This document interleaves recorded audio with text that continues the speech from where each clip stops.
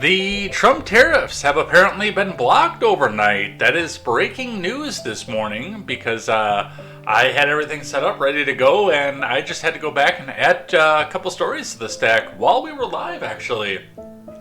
Thank you to S8 for bringing the news up, so we'll be talking about that. Top of the show, even before the celebrity deaths this time. I know typically I put that up at the top, but since this is such breaking, we'll go right into that first. So we'll talk about that after the break. But in other news,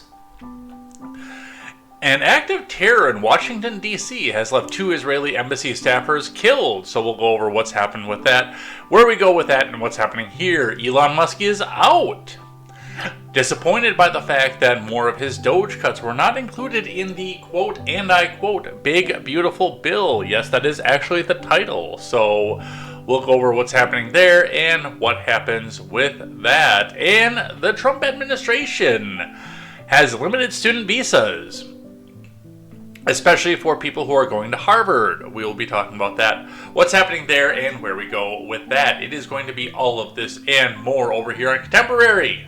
So, strap yourselves in, find some friends, bring people in, and enjoy your morning commute, because if you're seeing us, we are live, and no texting and driving, of course, and top coat, top hat. But I don't worry, because my wallet's fat. Black shades, white gloves. Looking sharp, looking for love. They come running just as fast as they can. Because every girl's crazy about a sharp-dressed man. I am Jay Edgar, and this is Contemporary.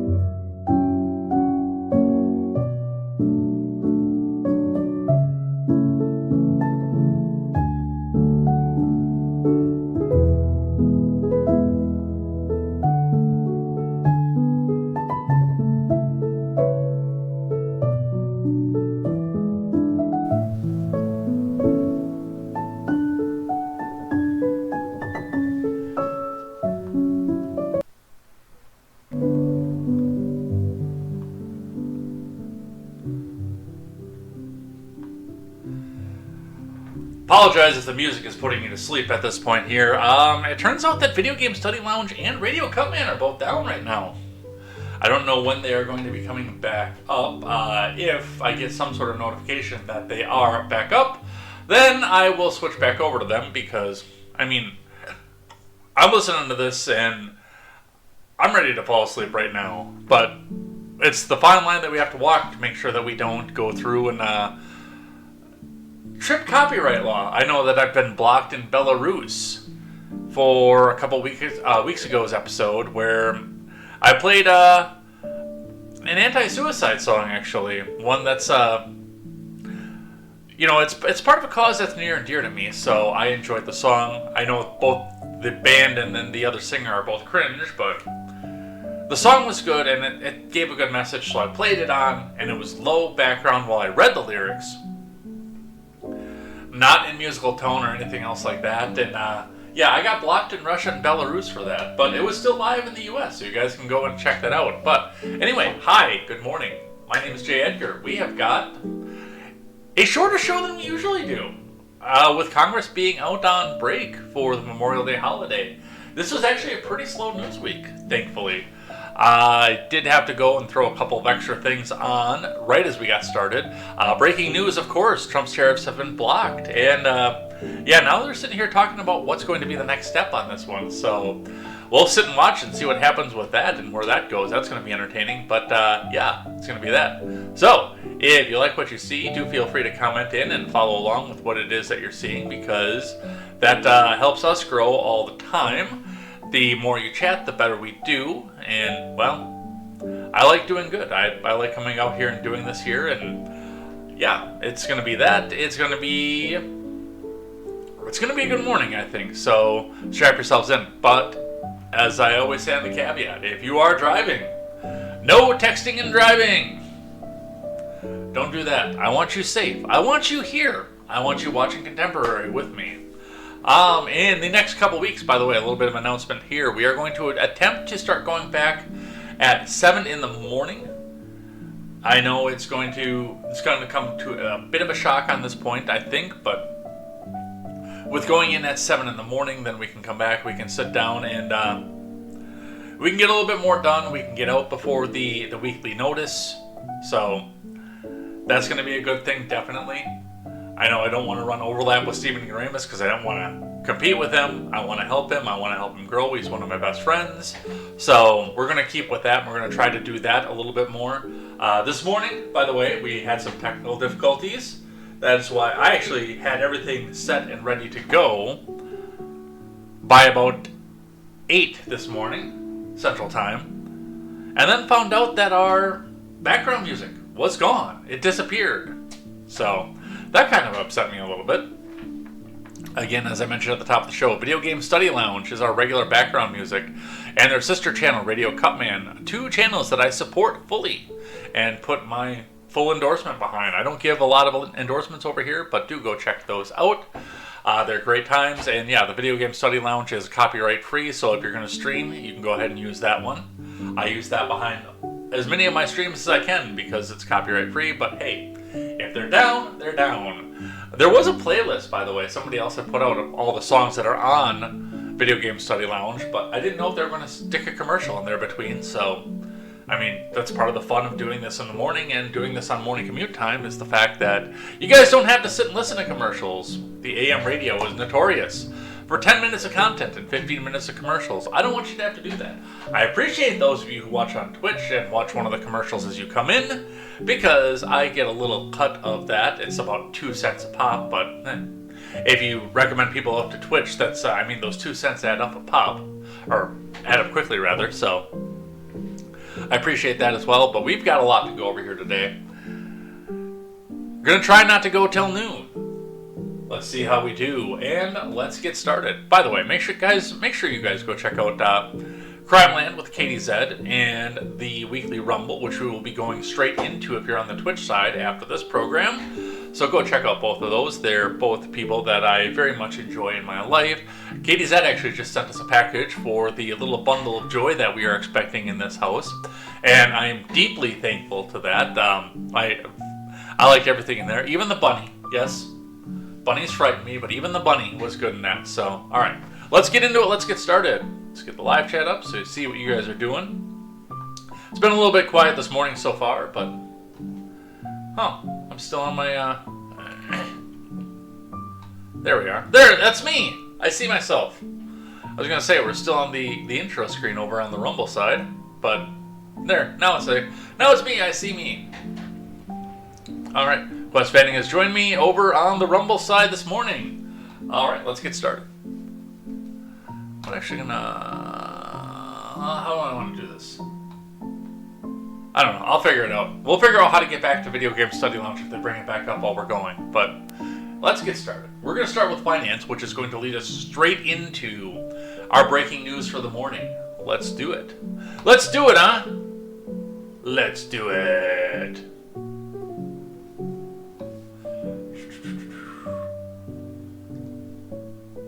Still need to take some time to get my stream deck set up. It's there, ready to go. And I can do some little functionality with it, but no, go away. I don't want that.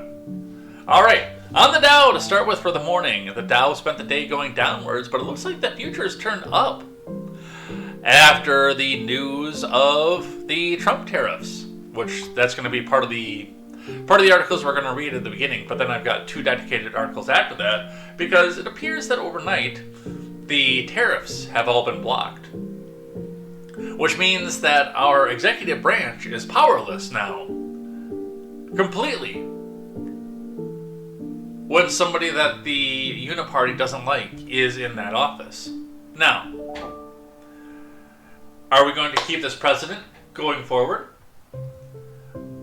Is this going to be a situation where now, because they neuter the presidency under Trump, that means the next president, whoever it may be, is also neutered? Probably not, especially if it's one of their little insiders. Who I suspect it's going to be. I don't think it's going to be Vance. I think the Republicans are going to put up somebody bushy, and I think it's going to be DeSantis, and I think DeSantis has been sold as a bill of goods that is not quite what it's supposed to be. Or it's going to be Jeb, or it's going to be some other one that they can control. Or it's going to be mainline, modern-day Democrat. It's not going to be a progressive either. And by the way, I don't consider AOC Biscuit to be a progressive. Let's I'll do a refresh on here because we'll see what's happening. Yeah, you can see now that we've got the regular chart up here if you are on the video platforms that, yes, we've got to jump at this point. Because, hey, the world is rejoiced because the tariffs are gone. Let's read a little bit about what we've got going on here. We're going to start our day with CBS News. Stock market futures jump after court halts most of Trump's tariffs. From Alan Scherfer. Stock futures are jumping after a federal court late Wednesday froze most of the tariffs that Trump admin has imposed on U.S. trading partners. The U.S. Court of International Trade ruled that President Trump overstepped his legal authority in assessing a 10% levy on an April 2nd barrage of tariffs he referred to as Liberation Day. By the way, for those of you who are unaware of the Hexenhammer, Mr. Sticks, he's pretty mad about that. Let me see. I do have the volume on. I just got a message here, so since it's coming from inside my house, I kind of have to check on that one. Oh, no, it's not that. None of that! Let's get the Instagram back up here, the video back up. There we go.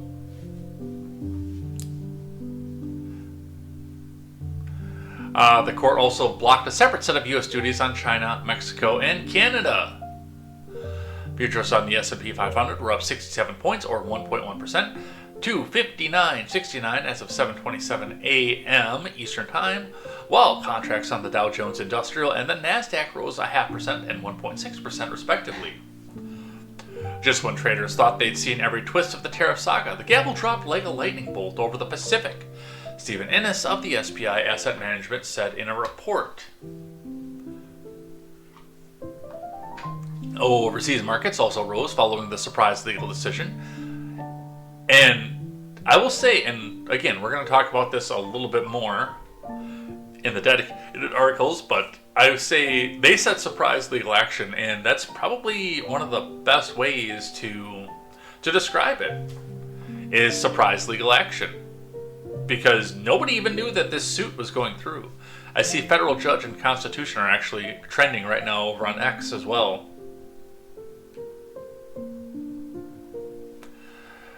Eric Schmidt, top X on that one. This is how it always works. The right wins elections and the left pretends to magically rediscover the Constitution and the rule of law and free speech.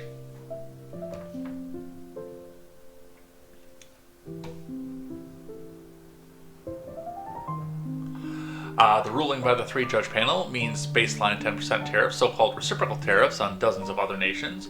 The U.S. had paused for 90 days, a 20% levy on China related to fentanyl, and a 25% tax on certain imports from Canada and Mexico are now void. The court gave the Trump admin 10 days to issue new orders canceling the tariffs.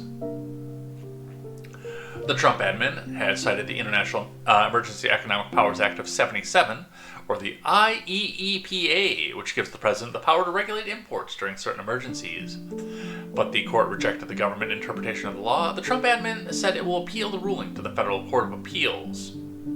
I bet they will. I bet they will.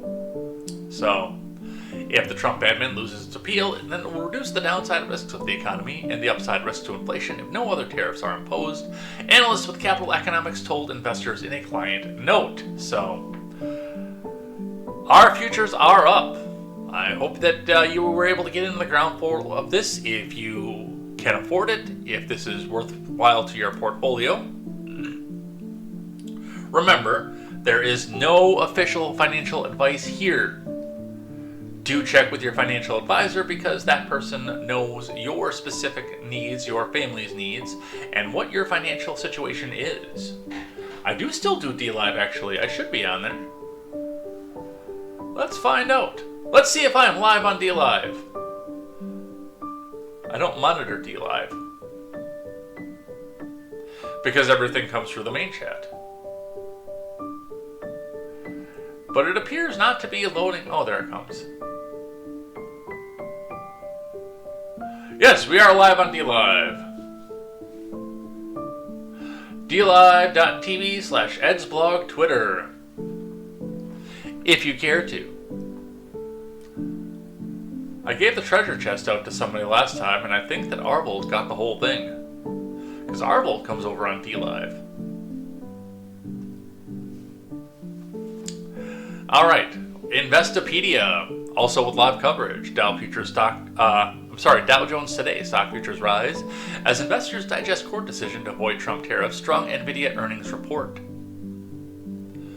From Stephen Wisniewski.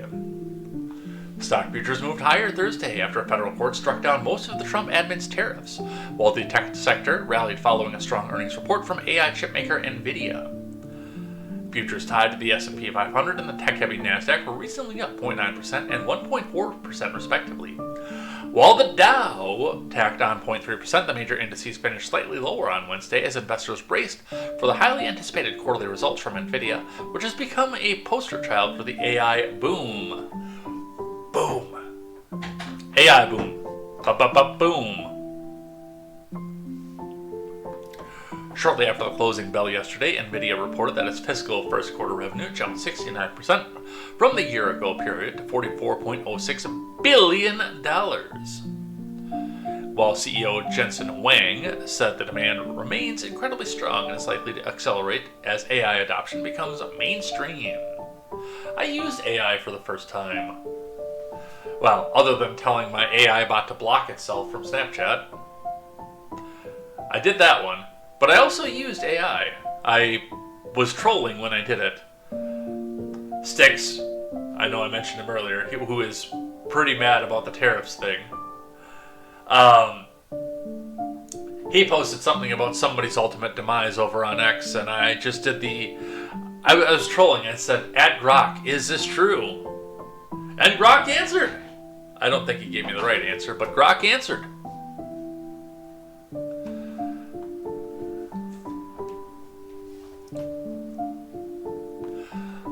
Nvidia shares rose more than 5% in pre-market trading, pacing broader gains for mega-cap tech companies. Shares of rival chip giant Broadcom were up nearly 3%, while Apple, Amazon, and Tesla also gained about 2%. Microsoft, Alphabet, and Meta each rose about 1%. Market participants are also closely tracking developments in the trade front after a federal court said late Wednesday that Trump had overstepped his authority by invoking the International Emergency Economic Powers Act. Say that 5 times fast. To impose massive tariffs on leading U.S. trade partners, uncertainty about trade policy has roiled financial markets in recent months, though the market has largely recovered from its early April tariff-related swoon as Trump has appeared to soften his stance. Shares of Best Buy were down 3% this morning after the electronics retailer cut its outlook due to the expected impact of tariffs. Kohl's rose more than 2% after the department store chain posted better than expected quarterly results. Among other noteworthy movers ahead of the bell, HP shares were down 8% after a disappointing quarterly report, while shares of Marvell Technologies added 5% after the chip company reported earnings. Bitcoin was at 108.6 in recent trading, up from an overnight low of 106.8. The digital currency hit an all-time high of $112,000 of Bitcoin last week, its first record since just before Trump's inauguration in January. The yield on the 10-year note, which affects borrowing costs on all sorts of consumer and corporate loans, was holding steady this morning at 4.48%. The yield moved as high as 4.63% last week, its highest level in more than 3 months, amid rising concerns about the federal deficit as the GOP tax and spend bill moved through Congress. We're going to spend a lot of time talking about that one too, by the way. The US dollar index, which measures the performance of the dollar against a basket of foreign currencies, was down 0.2% at 99.65.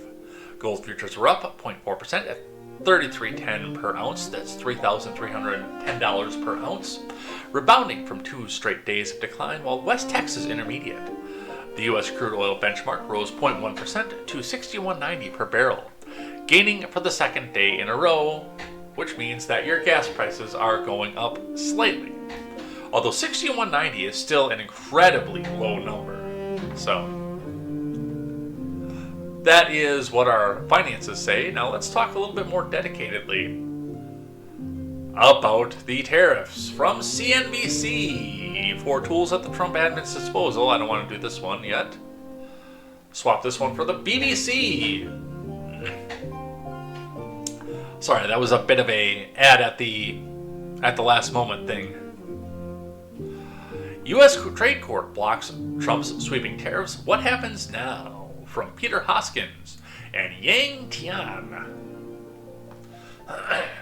A U.S. federal court has blocked President Trump's sweeping global trade tariffs in a major blow to key components of his economic policies. The Court of International Trade ruled that emergency law invoked by the White House did not give the president unilateral authority to impose tariffs on nearly every one of the world's countries. The New York-based court said the U.S. Constitution gave Congress exclusive powers to regulate commerce with other nations, and that this was not superseded by the president's remit to safeguard the economy. The Trump admin said it would appeal within minutes of the ruling, because of course they did. Alright, some of the juicy details of this one. Who brought the case? The ruling was based on 2 separate cases. The Nonpartisan Liberty Justice Center, which is the furthest thing from nonpartisan that we have in political discourse, brought one case on behalf of several small businesses that import goods from countries that were targeted by the duties. Actually, I think that's one of Shapiro's buddies. While a coalition of the U.S. state governments also challenged the import taxes. The 2 cases mark the first major legal challenges to Trump's so-called Liberation Day tariffs. I would love to see which states were in on that lawsuit, by the way. They just say a coalition of U.S. state governments. If I had to bet, if I had to guess, California, Illinois, New York, Massachusetts, Vermont, New Hampshire, Virginia, but only up in the D.C. area, Maryland,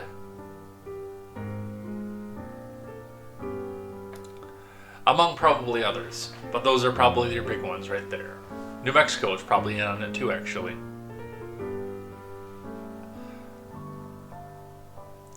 A 3-judge panel ruled that the International Emergency Economic Powers Act, IEEPA, a 1977 law that Trump cited to justify the tariffs, did not give him the power to impose the sweeping import taxes. The court also blocked a separate set of levies the Trump admin imposed on China, Mexico, and Canada, in response to what the admin said was the unacceptable flow of drugs and illegal immigrants to the U.S. However, the court was not asked to address tariffs imposed on some specific goods like cars, steel, and aluminum, which fall under a different law. What has the reaction been so far? The White House has criticized the ruling, though Trump has not yet commented directly. It is not for unelected judges to decide how to properly address a national emergency, White House Deputy Press Secretary Kush Desai said in a statement. But Letitia James, the Attorney General of New York, one of the 12 states involved in the lawsuit, who saw that coming? Who saw that coming? Called it. Welcomed the decision. Because of course she did. Because orange freaking man bad. The law is clear. No president has the power to single-handedly raise taxes whenever they like, she said. It's not...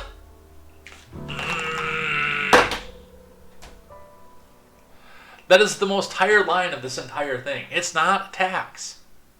I mean, it's a tax on duties and imports off of that.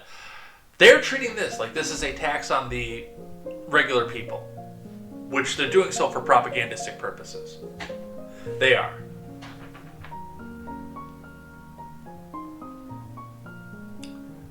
But they're also acting like when they go and say every corporate tax needs to be 99% so no corporation can become a billionaire, that's not going to get passed along to the American people.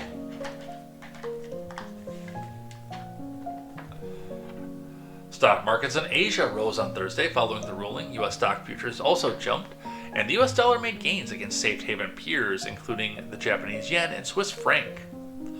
European markets opened flat. The White House has 10 days to complete the bureaucratic process of halting the tariffs, although most are currently suspended anyway. The case needs to go through the appeals process. If the White House is unsuccessful and it's appealed, the U.S. Customs and Border Protection Agency will then issue directions to its officers. Joan Leonard, a former top official at CBP, told the BBC. That said, a higher court might be more Trump-friendly, because we have to throw partisanship into this. But if all courts do uphold the ruling, businesses will have to pay tariffs, or that have had to pay tariffs, will receive refunds on the amounts paid with interest. These include the so-called reciprocal tariffs, which were lowered to 10% across the board for most countries, and were raised 145% on Chinese products, now 30%. Mr. Leonard said that there will not be any changes at the border for now, and the tariffs will still have to be paid. Market reaction showed partly investors exhaling after weeks of white-knuckle volatility sparked by trade war brinksmanship. Steve Innes at the SPI Asset Management wrote in a commentary. Mr. Innes said the U.S. judges gave him a clear message. The Oval Office isn't a trading desk, and the Constitution isn't a blank check. What?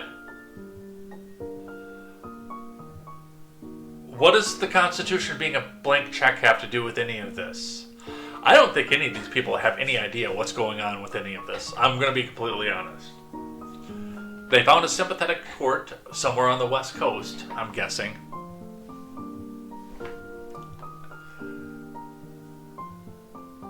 Executive overreach may have finally found its ceiling, and with it, a fresh dose of macro stability, at least until the next headline.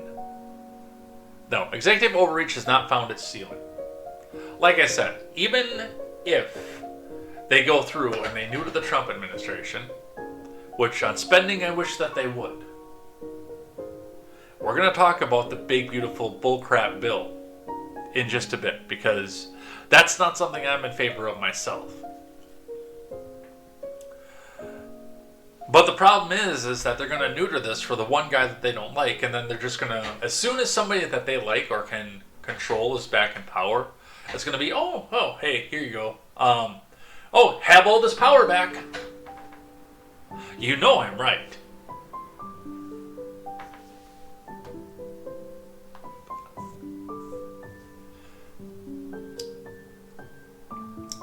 Paul Ashworth from Capital Economics said the ruling will obviously throw into disarray the Trump admin's push to quickly seal the trade deals during the 90-day pause from tariffs. He predicted other countries will wait and see what happens next. And a brief history. On April 2nd, Trump unveiled the unprecedented global tariff regime by imposing import taxes on most of the U.S.'s trading partners, who all, by the way, have import taxes on our shit. Excuse my language.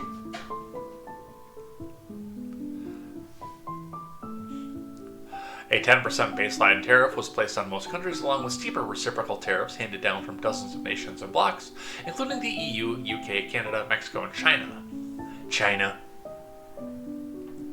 Trump argued that the sweeping economic policy would boost American manufacturing and protect jobs. Global markets have been thrown into disarray since the announcement and later after Trump's reversals and pausing of tariffs, as foreign governments came to the negotiating table. Adding to the turmoil was a prolonged trade war with China as the world's two economic superpowers engaged in a back and forth raising of tariffs, which reached a peak with a 145% tax on Chinese imports and 125% Chinese tax on U.S. imports. The world's two biggest economies have since agreed to a truce, with U.S. duties on China falling to 30% and China duties on U.S. imports reducing to 10%. I would pull it down to 10, honestly. Not necessarily because I want more of our crap to be made in China, but as a show of good faith. You know?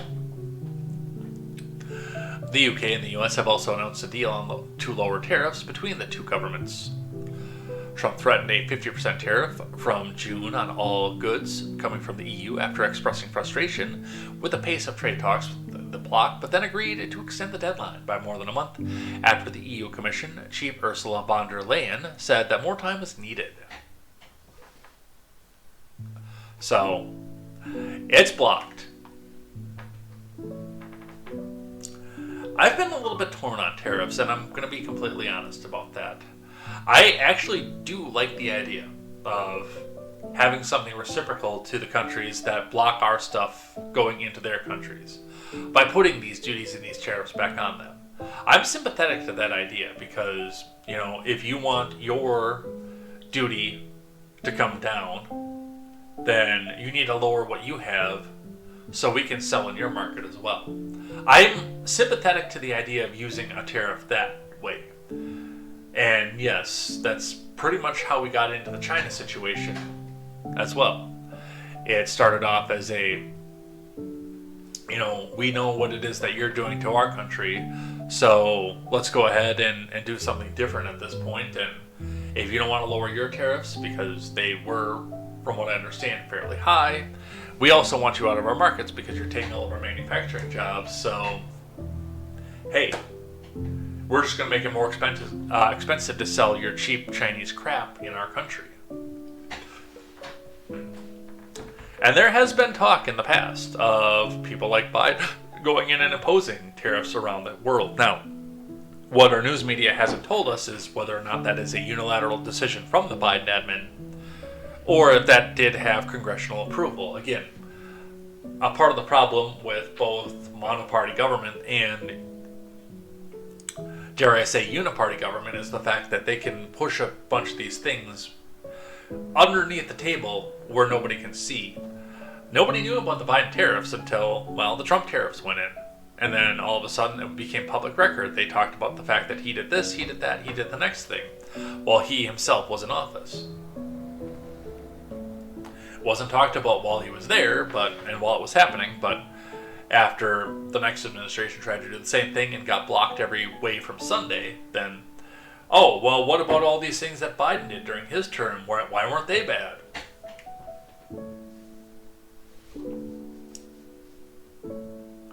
It's one of the things that I kind of like about the Trump presidency, you know? I don't care for Trump, I don't care for his spending, and yes, he spends, and he spends, and he spends, but one of the things I've liked often about this presidency is the fact that nothing gets passed under the table.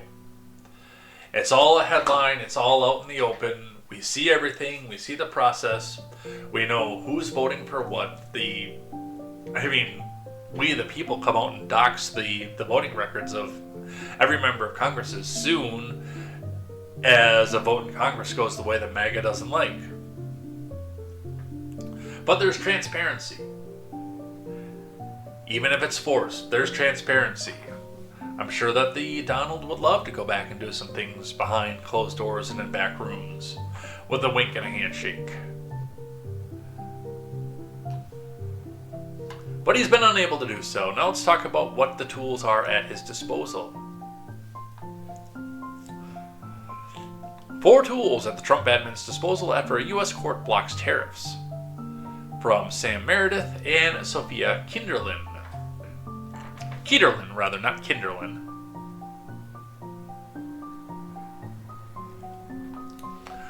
U.S. President Trump could still find a workaround after suffering a major blow to a core part of his economic agenda. The U.S. Court of International Trade on Wednesday ruled the president had overstepped his authority by invoking the IEEPA. I'm not going to try to read that name 5 times fast again, sorry. To impose sweeping tariffs on numerous countries. The Manhattan-based court ordered a permanent halt to most of Trump's tariffs and further barred their future modification. A panel of 3 judges gave the White House 10 days to complete the formal process of stopping the tariffs. The Trump admin swiftly appealed the ruling. Goldman Sachs economist said the White House has a few tools at its disposal that can ensure the court ruling is only a temporary problem. The ruling represents a setback for the admin's tariff plan and increases uncertainty, but might not change the final outcome for most major U.S. trading partners, Goldman Sachs economists said in a research note. For now, we expect the Trump admin will find other ways to impose tariffs, they added. So, we're going to read this because, well, it's public record at this point. But I know that the reason that CNBC put this out is so that people can already start filing their lawsuits to try to make this all go away the next time this comes up.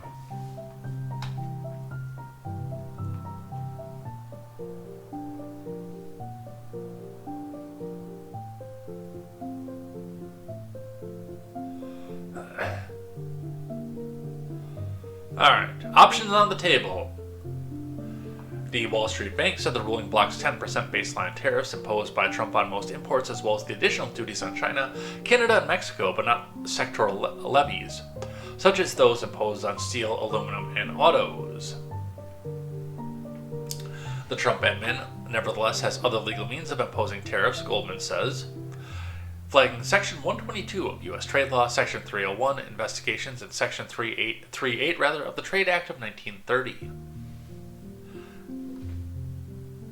Section 122 of the Trade Act of 74 does not require a formal investigation and could therefore be one of the swiftest ways to get around the court roadblock. The admin could quickly replace the 10% across-the-board tariff with a similar tariff of up to 15% under Section 122, analysts at Goldman said. They noted, however, that such a move would last for only 150 days, after which law requires congressional action. Section 232 tariffs, which are already in place for steel, aluminum, and auto imports, could also be broadened to other sectors. This trade law allows the president to take action against the threats to national security. Section 338, meanwhile, allows the president to impose levies of up to 50% on imports from countries that discriminate against the U.S. Goldman noted that this particular measure has not been used before, which would be an interesting. And this one, I think, would get challenged back out because it comes to a question of how do you determine whether or not the country is discriminating against the U.S.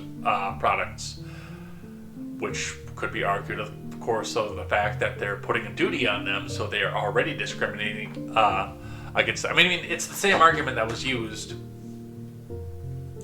from the left about stuff coming in from other countries. Well, you're discriminating against stuff that was made in other countries. We're not allowed to discriminate. It's because you hate foreigners. I can already see that one getting challenged right away as soon as it comes out. It's a good argument, especially if the particular countries have a different duty on the U.S. than they do on other countries. Then yes, that would be discriminatory. That one I'd be interested to see how it goes. Michelle Schultz, the founder and managing partner at Schultz Trade Law, PLC, echoed the possibility the Trump admin would seek workarounds, including looking at ways the White House has imposed tariffs in the past. Well, again, typically that's under the guise of the dead of night, with Congress on standby to go push everything through in case somebody does come back and say, oh, no, naughty, naughty. We've seen Section 301 tariffs on Chinese goods, even under the previous admin, which were pretty harsh. So I can imagine that the admin will look at these provisions again and see if they can use 232 or 301 or some other mechanism whereby they can enforce the tariff, she told CNBC's Squawk Box Europe on Thursday. Schultz also pointed to the fact that such tariffs require investigations. I think that that's the difference here. All the tariffs that we're talking about today with IEEPA were issued under executive order and pretty much just by the executive branch, she said. When you look at these other sections, you're going to have the involvement of the Commerce Department and other agencies investigating whether there really has been damage to justify tariff actions. Schultz also added such investigations could take months. Now, interesting timing of this, by the way. It's one other thing that I thought of as they were sitting here and doing this when they talked about congressional approval. Whereas if this had been blocked prior, say in the middle of April, they found this particular workaround the federal court used and then turn around and utilize this again to go block the tariffs almost immediately after they were blocked. What would stop Mike Johnson from putting all of these tariffs into the big, beautiful bill?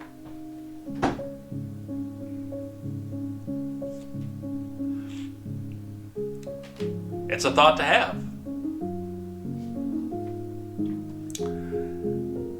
But the fact that it's already passed the House, it's sitting in the Senate right now with no real ability to change, means that any further provision on this would have to go through the 60-vote filibuster and would almost guaranteed to be filibustered in the Senate.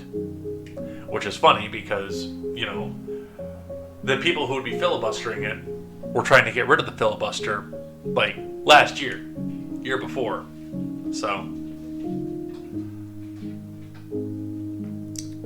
what about the Supreme Court? James Ransdell, partner at the law firm Cassidy Levy Kent, said the court opinion marks the first of many other cases still pending and that the first substantive option out of federal court to really address the meat of the plaintiff's challenge. Ransdell said the speed of the Trump admin's appeal was very unusual and suggests the government could be working through the night to prepare its motion for emergency stay of the order. He added that it was certainly a possibility the Supreme Court could end up having the last say.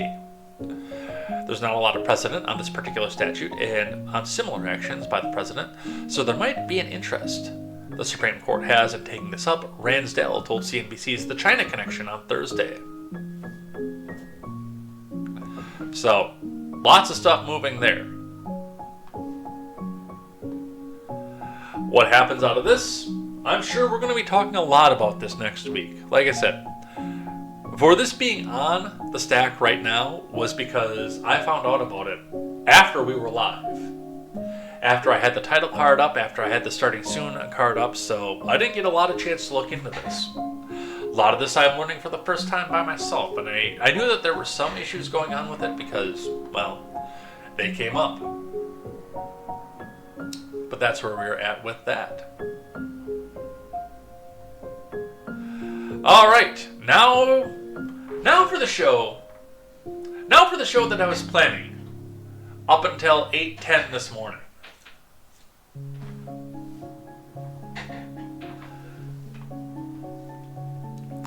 Brentley R. McDonald with a message from Duck Commander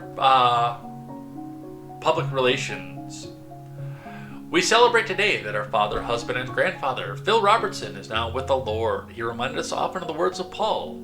You do not grieve like those who have no hope, for we believe that Jesus died and rose again, and so we believe that God will bring with Jesus those who have fallen asleep in him.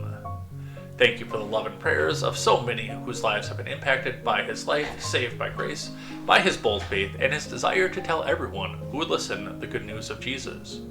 We are grateful for his life on earth, and we will continue the legacy of love forever, love for God rather, and love for others until we see him again. From the Robertson family, 1 Corinthians 2, which we're going to read. We're going to do that right now. Pull it up over here.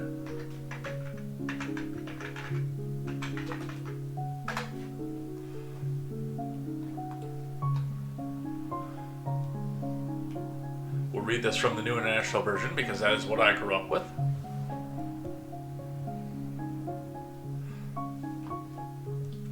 The message that the Robertson family would like to leave with you on this. And so it was with me, brothers and sisters, that I came to you. I did not come with eloquence or human wisdom as I proclaimed to you the testimony about God, for I resolved to know nothing while I was with you except Jesus Christ and him crucified. I came to you in weakness with great fear and trembling. My message and my preaching were not with wise and persuasive words, but with the demonstration of the Spirit's power, so that your faith might not rest on human wisdom, but on God's power. We do, however, speak a message of wisdom among the mature, but not the wisdom of this age or the rulers of this age who are coming to nothing. No, we declare God's wisdom, a mystery that has been hidden, that God destined for our glory before time began. None of the rulers of this age understand, for if they had, they would not have crucified the Lord of glory. However, it is written, what no eye has seen, what no ear has heard, and what no human mind has conceived, the things that God has prepared for those who love him. These are the things God has revealed to us by his Spirit. The Spirit searches all things, even the deep things of God, for who knows a person's thoughts except for their own spirit within them? In the same way, no one knows the thoughts of God except the Spirit of God. What we have received is not the spirit of this world, but the Spirit who is from God, so that we may understand what God has freely given us. This is what we speak, not in words taught by humans' wisdom, but in words taught by the Spirit, explaining the spiritual realities with the Spirit-taught words. This person, without the Spirit, does not accept the things that come from the Spirit of God, but considers them foolishness, and cannot understand them because they are discerned only through the Spirit. The person with the Spirit makes judgments about all things, but such a person is not subject to merely human judgments. For who has known the mind of the Lord, so as to instruct him? But we have the mind of Christ. These are the words of our Lord. It's a very interesting passage to use in the passing of somebody, but it's one that reflects the wisdom of Mr. Robertson. Now, I've always enjoyed the irony, especially, of the Duck Dynasty program and what it was supposed to be versus what it became, and the fact that Phil himself got so famous over this that he was able to preach his message to the world over. There have been some religious aspects to Robertson's message that I don't agree with it, but for the most part I do. He's even had some inklings of trying to push religion as a national religion. That in and of itself I don't agree with, but the idea of coming out and baptizing and making disciples of all nations by willingness, by sharing the good news and hoping that they come to you and understanding if they don't. That is something I've always enjoyed about the majority of the Robertson message. Duck Dynasty was supposed to be a mockery. It was supposed to be for people of regular means who would be watching the History Channel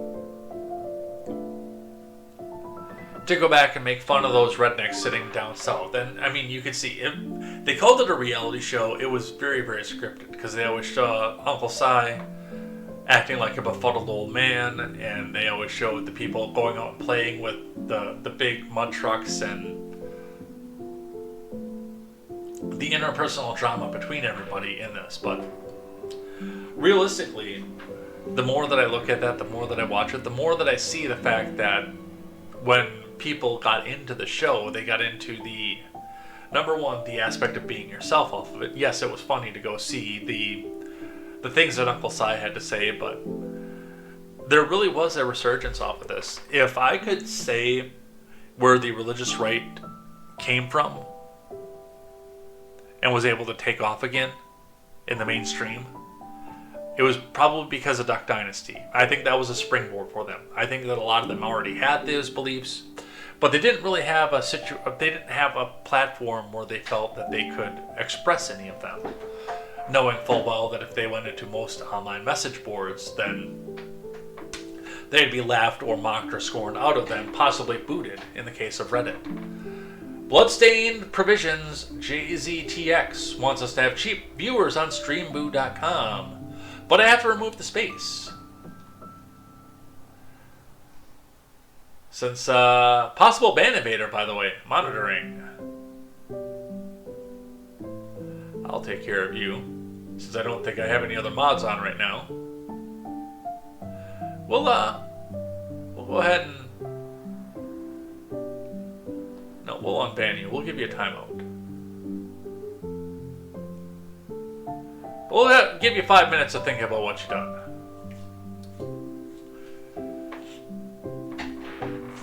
$600 seconds, no, 10 minutes.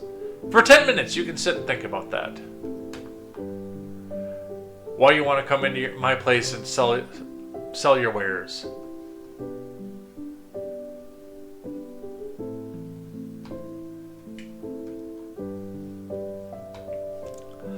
But yes, Robertson has passed. It's a sad day for the world. But I do think that his legacy was big enough that it's going to live on. I do. That is something I'm actually pretty happy about. From the New York Post, Duck Dynasty star says Phil Robertson didn't speak a lot before his death at 79. From Lauren I can't tell if that's Sarner or Sammer. I think it's Samer. Corey Robertson spoke about Phil Robertson's well-being days before the Duck Dynasty patriarch died at age 79. Last week, she told the Post that Phil's health was declining really rapidly. Phil battled multiple health conditions, including Alzheimer's.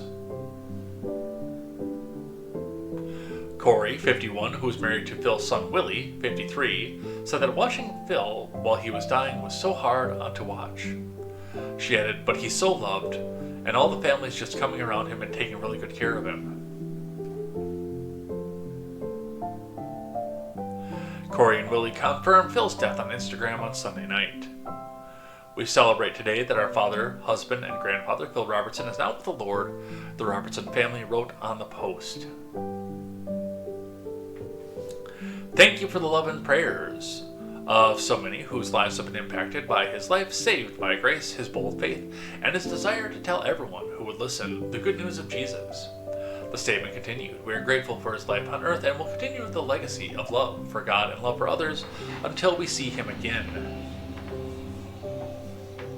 The family added, "We know so many of you love him, have been impacted by his life. We're having a private service for now, but we'll share details soon about the public celebration of life." The hit reality series Duck Dynasty, which ran originally for 11 seasons from 2012 to 2017, so they were doing like 2 seasons a year, is back for a revival, premiering June 1st, and already renewed for Season 2, Duck Dynasty. The revival revisits the Robertson family.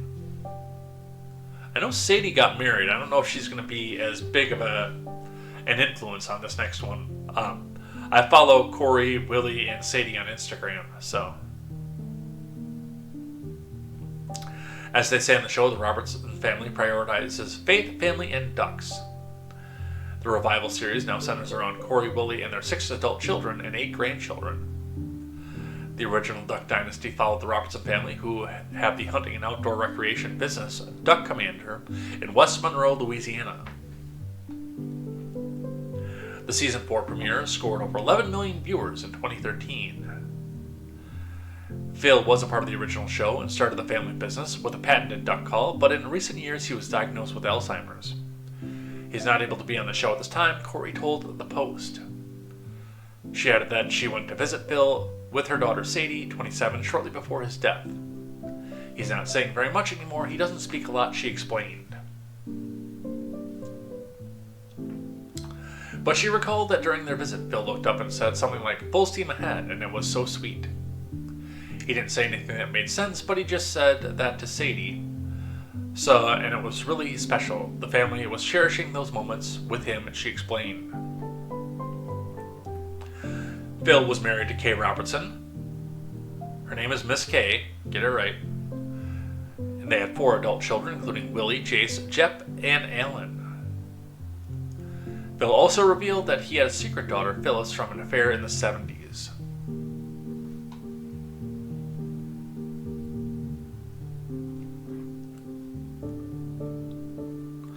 Corey said that her mother-in-law, Kay, is also not doing well. She was actually in quite a few of the early episodes of the season, Corey explained, referring to Duck Dynasty The Revival. As the season went on, she had some health issues, too, and she's not been able to be on anymore, she went on. So we're just thankful that Kay got to be on some of the early episodes, and we're going to really cherish those.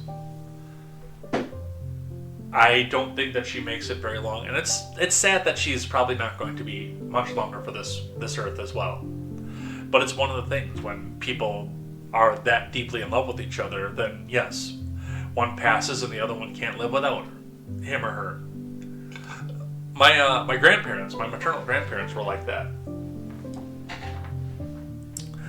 My grandpa did live for quite a while after my grandma passed, but he actually let his health get to him at that point. he held on to take care of my grandma, who got sicker than he did first. And I think that he was actually sick the whole time himself, but he wasn't showing it because he had to take care of her into his final passing. Or into her final passing, rather. And then, yes, once she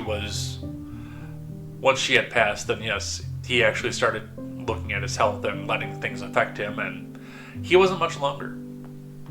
Honestly, I'm a little bit surprised. I often express that I've had two sets of parents throughout my life, one biological and one who basically adopted me into their family, and their matriarch passed away about 6 years ago. It was actually right before I started doing regular recordings for this channel. And she passed right before then, and I know that her husband, my second father, is not doing well right now, but the fact that he made it as far as he did is just astounding, because I didn't think that he had a year left in him without her. They were that close. They were inseparable. So he is the exception to the rule, I can say that, but he's getting up there and he's not doing real well either. So there may be a funereal trip here for me in the near future as well, unfortunately. That'd be pretty sad, I would say. Alright, where's my cursor? It's over here.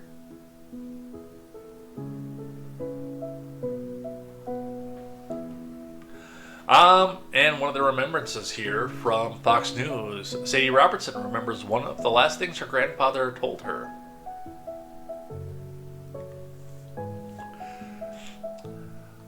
Sadie Robertson honored her late grandfather, Phil Robertson, in a touching tribute shared shortly after his death on Sunday. He was 79. Phil, famous for founding the Duck Commander Hunting Company that became the focus of his A&E show. Was it A&E? I thought it was History. Huh.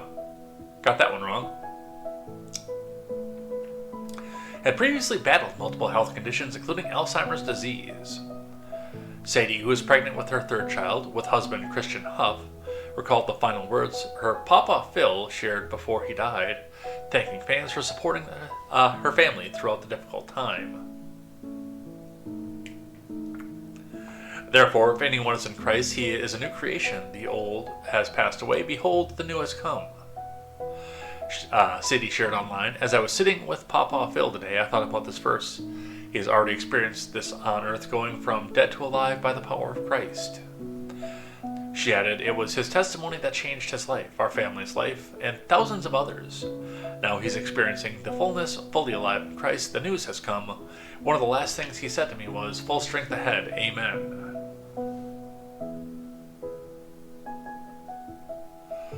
And there he is with her at her wedding.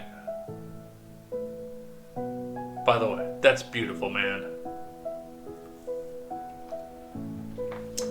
The Whoa, That's Good podcast host later wrote that she was overwhelmed by the response to her grandfather's passing, but felt at peace knowing that he had affected the lives of millions.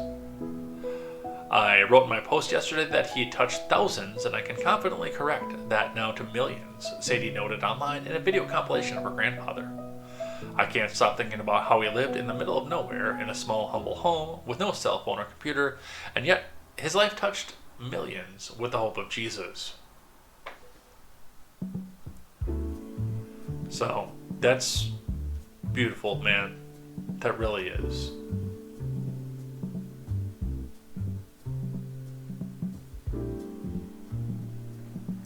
Willie also had some final words for that. We'll touch on those and we'll move on.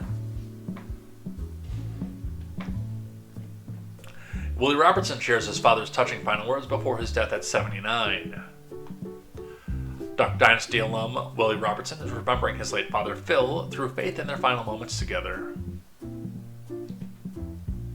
I remember Phil's many prayers on Memorial Day and all the times with my dad. I don't have enough words to tell all of it. Perhaps it will take months or years remembering. He began his heartfelt tribute on Instagram with a carousel of photos. Looking back at pics, I noticed he was always looking at me funny, probably trying to figure out, how did this boy turn out like this? Willie recalled breakdancing for his father at a young age, so he decided to show off his moves to Phil right before his death. Right at the very end of his life, I came into his room, I did another dance in a much weaker voice. He simply said, "Will, you got moves. I don't know, I didn't know you had. Not sure why I was always dancing in front of Phil. Maybe I figured it was the last thing he would think I would do, so I just did it."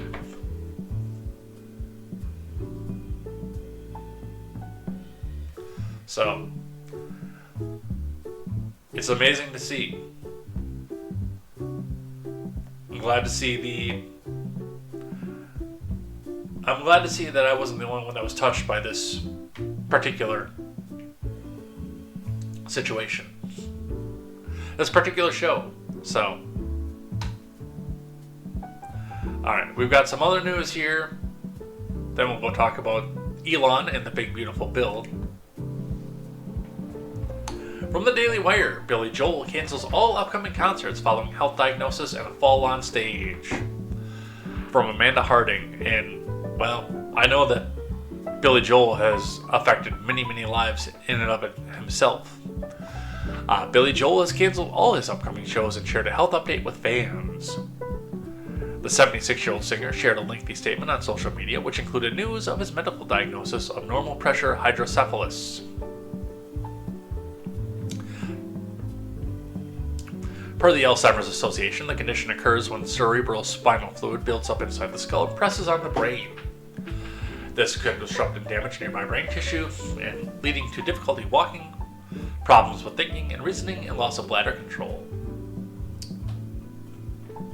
The condition has been exacerbated by his recent tour schedule and has led to issues with Joel's hearing, vision, and balance.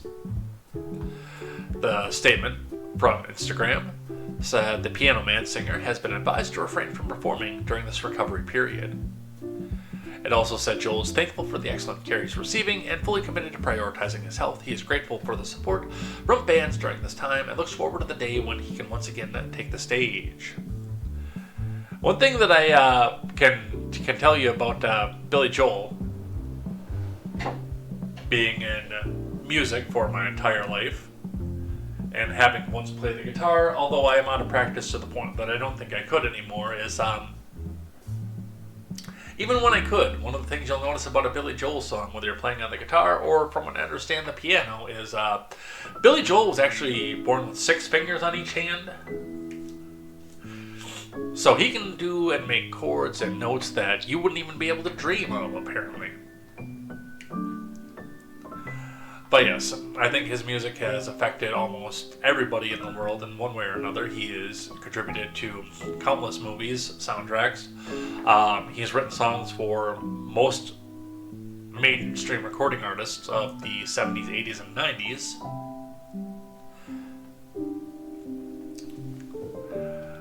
I can't think of anybody who wouldn't have at one point or another been affected by Billy Joel, so it looks like he is going to be back out on the road at some point. Billy Joel's wife thanks fans for the outpouring of love amid singer's brain disorder diagnosis. From Rebecca Cohen. Billy Joel's wife shared a message from the iconic musician's Instagram page Monday thanking fans for the love and support amid her husband's brain disorder diagnosis. Joel, who is 76, canceled his upcoming concert dates on Friday and shared he was diagnosed with NPH, a condition in which cerebral spinal fluid builds up inside the skull and presses on the brain. Alexis Roderick Joel said on Monday that her family is so grateful for the wonderful care and swift diagnosis we received. The condition has been exacerbated by recent concert performances leading to problems with hearing, vision, and balance, he said in a statement posted on Joel's Instagram on Friday. It's most commonly diagnosed in older adults, usually around age 70. So, I think he's going to try to get back out again. I do. But it's a reminder, of course, that nobody lives forever, and that one's going to affect a lot of the movie and music industry, for sure. Alright. Celebrity deaths are over. Now let's talk about the main news of the day. Starting with NBC News, 2 Israeli embassy staffers shot dead outside of DC's Capital Jewish Museum. From Rudy Chinchilla and Suzanne Gamboa. Aaron Lachinsky and Sarah Milgram have spent the evening at an event dedicated to bringing together war-torn and politically divided regions of the world when a man with a gun killed the soon-to-be engaged Israeli embassy staffers on Wednesday. The American Jewish Committee has been hosting the event in the Capital Jewish Museum aimed at a bridge building in the Middle East and North Africa. Lachinsky and Milgram had exited the event when they were fatally shot around 9 p.m., according to Yeshiel Leitier, Israel's ambassador to the U.S., who shared news of the couple's pending engagement. A man who had been pacing back and forth outside the museum approached the group of 4 people and opened fire using a handgun, Washington Police Chief Pamela Smith said. After the shooting, the suspect walked into the museum, looking distraught. Jojo Drake Kalin, who organized the Young Diplomats event, told Sky News, NBC News' international partner. Kalin said that she mistook the man for a bystander. I actually offered and gave him water, unbeknownst to me that I was actually looking evil in the eye, Kalin said. There was a commotion and a frenzy, but no one was aware of the lives lost. Now, murder is obviously an evil event. It's something that you do. And I don't know right now, as at this point, if this was a spur-of-the-moment thing, if this was premeditated, if he was specifically going for these people, or one of these people, or if he was looking to make a statement. But this whole evil in the eye thing is, I think, a little bit, I would say, preconceived. But there are a bunch of people out there, and government especially, who would say that's automatically evil because it was a crime that was perpetrated against a certain nationality of people. And I'm going to leave it at that, partially because this is YouTube. Police identified the suspect in the shooting as Elias Rodriguez of Chicago. When he was handcuffed and being escorted by police, he shouted, "Free, free Palestine."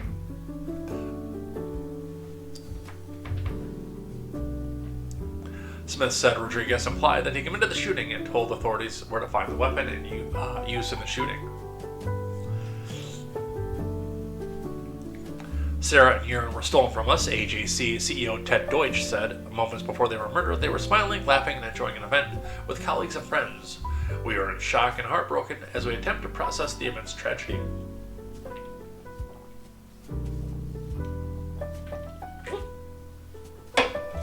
Excuse me.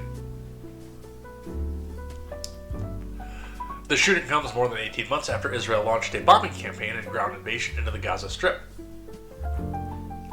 Following the October 7, 2023 terrorist attack on Israel by Hamas militants, in which more than 1,200 people were killed and hundreds more were taken hostage according to Israeli tallies.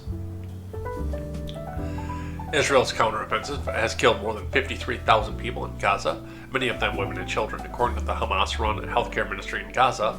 International aid groups and governments also warn of the risk of famine in the enclave.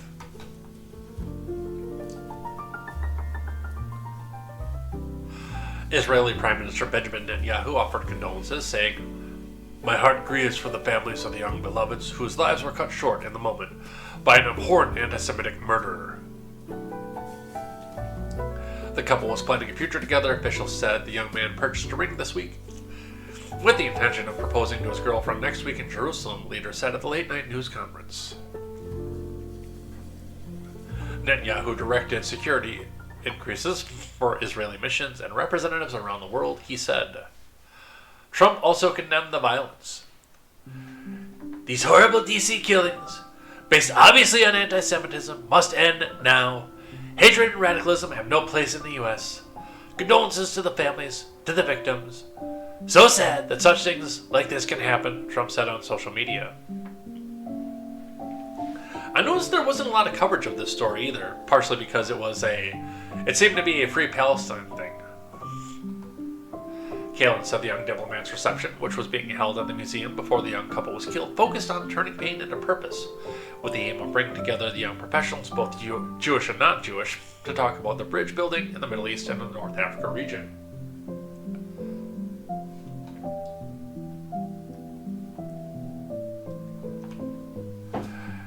"We were wanting to counter the us versus them narrative," Kalin said. "It's painfully ironic at the time that we're speaking about bridge building, someone came in with such hate and destruction. AG Bondi said that Janine Pirro, the interim U.S. Attorney for Washington, will prosecute this case.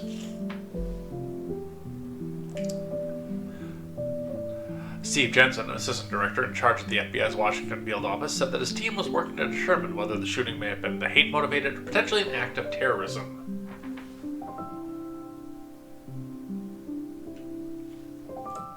So, I do think that if it was terrorism, it would have been a bigger event. I mean, realistically, either the guy got caught, he got cold feet in the middle of it once he realized that somebody had actually died,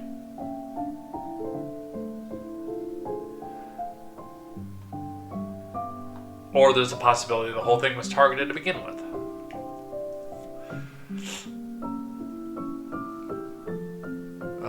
Let's see. ABC News is saying act of terror. He opened fire 21 times on the couple exiting the event. So 21 times into 2 people. Again, I question what the terror motive of this, because typically if you're doing terrorism, you're trying to get more than just 2 people.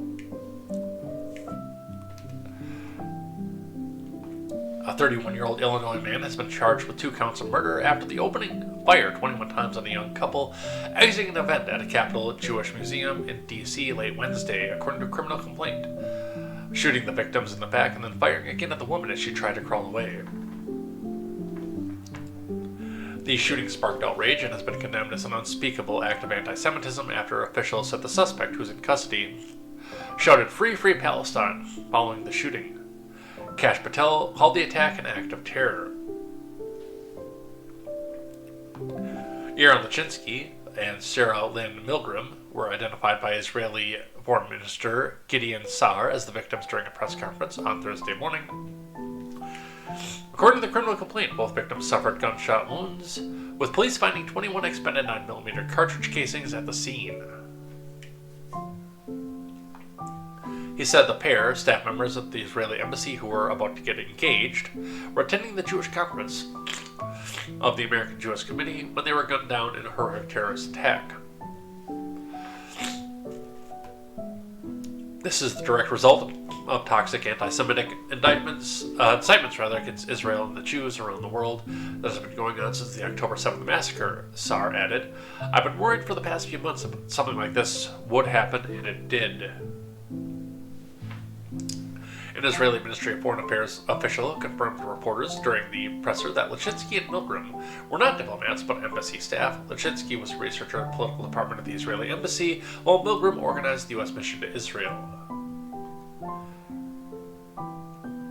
So, a couple more details that they added for that. Keep losing my cursor over here.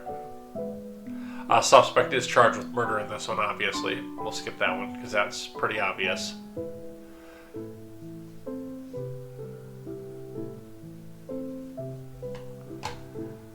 I think the screen is going dead, that's why I can't keep finding my cursor. So, sad to see the loss of life, absolutely. Investigation is still ongoing. We have the charges, it's going to be murder. Whether or not there's going to be a terrorism added rider on that one or not, we will have to sit and watch and see. I know that AOC went out and tried to condemn this right away, and then everyone went really silent once we found out that the guy was yelling "Free, free Palestine." So there's a lot going on with that one. Still in motion as well. From the Associated Press, moving on, Elon Musk is leaving the Trump admin after leading an effort to slash federal government. That is one of the most misleading headlines that I have read in quite a while. Now, yes, Elon Musk is leaving the admin at this point, but the issue at hand is the fact that he's not leaving because he's disappointed with anybody, he's not leaving because he's mad at anybody, he's leaving because his term ended.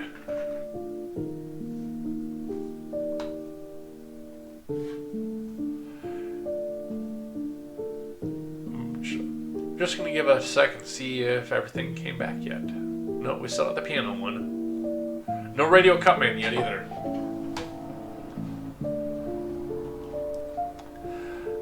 No. Elon got 150 days. to be in the government on an interim status by law. I'd be willing to bet that if he could get confirmed, he would be sticking around because he seems to like what he's doing. He likes to, he loves being in the spotlight, obviously, as well, but I don't think there is a universe out here where he's just leaving because he's mad. I'm sure he's disappointed over the fact that all the work that he did went to basically nothing because everything else, but I'm sure that he'd love to keep going through and pouring through and making the decision and figuring out what's going on in the government and where we can go and cut spending. But let's read from the Associated Press. Elon Musk is leaving his government job as top advisor to the President Trump. He's not the top advisor. Okay, they said a top advisor. After spearheading efforts to reduce and overhaul the federal bureaucracy. His departure, announced Wednesday evening, marks the end of a turbulent chapter that included thousands of layoffs, evisceration of government agencies, and reams of litigation. Despite the upheaval, the billionaire entrepreneur struggled in the unfamiliar environment of Washington and accomplished far less than he'd hoped.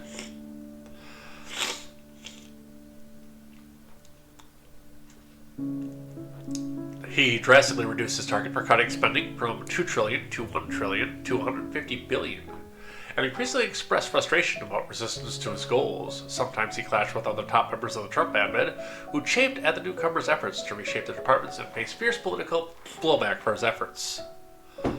Musk's role working for Trump was always intended to be temporary, and he had recently signaled he would be shifting his attention back to running his businesses such as Tesla and SpaceX. But the admin officials were often vague about when Musk would step back from his position spearheading the Department of Government Efficiency, known as DOGE, and he abruptly revealed that he was leaving in a post on X, his social media website. As my scheduled time as special government employee comes to an end, I would like to thank President Trump for the opportunity to reduce wasteful spending, he wrote. The DOGE mission, which only strengthened over time, has become a way of life throughout the government. A White House official who requested anonymity to talk about the change confirmed Musk's departure. Excuse me. But we already knew that. That's the problem with this, is that we already knew that he was going. What was Musk's term? I gotta look at that one. Oh, looks like it's back. I just got a notification from YouTube on my phone. Video Game Study Lounge is back. Maybe I didn't get that notification. I'm getting back on track with fact. No commercial, no factor commercial.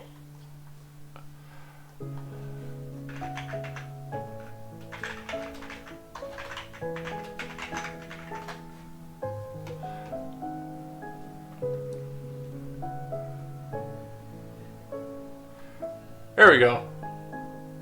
It's back up. Hooray.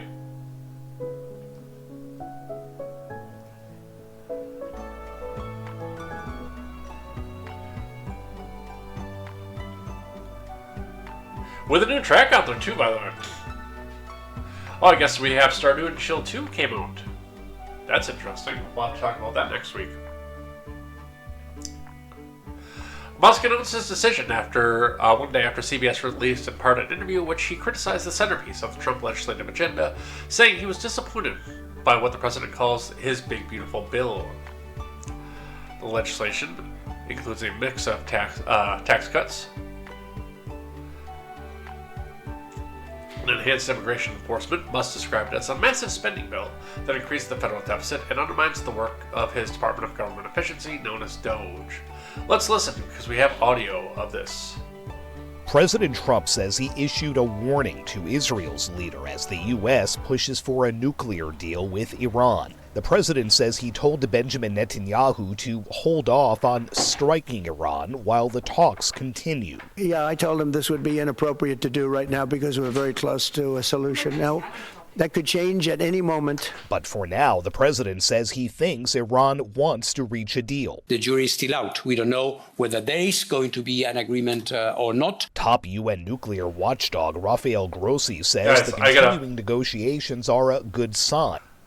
I gotta step away for just a sec. So, Listen to Video Game Study Lounge for a minute.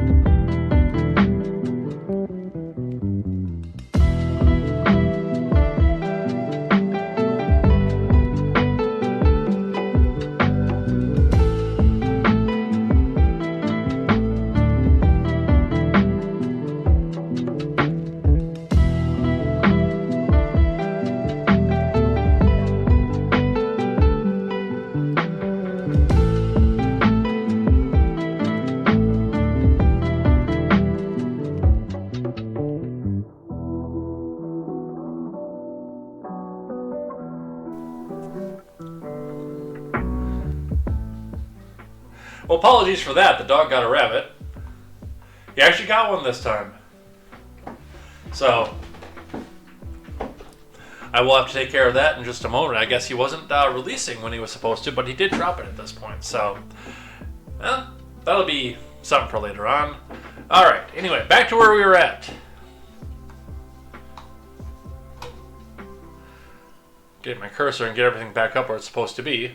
Yeah, Quest Betting said he had to pause because he was way behind, and well, I just had to pause too.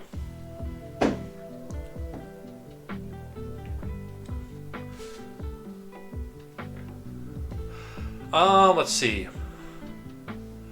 Where were we?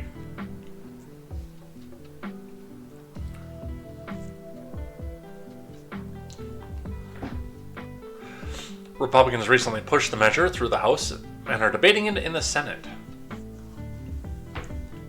Musk's concerns were shared by some Republican lawmakers. I sympathize with being discouraged, said Ron Johnson, the person who has never taken an official stance in literally anything. Just whatever's going to make him the most popular, and today, Doge is going to make him more popular. Speaking in a Milwaukee Press Club event in Wednesday, Johnson added that he was pretty confident there was enough opposition to slow his process down until the president, our leadership, gets serious about reducing spending. He said there was no amount of pressure Trump could put on him to change his position.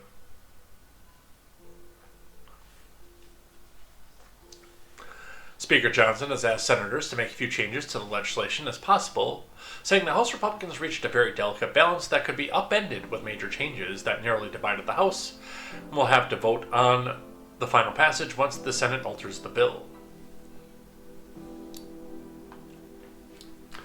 On Wednesday, Johnson thanked Musk for his work and promised to pursue more spending cuts in the future, saying the House is eager and ready to act on Doge's findings.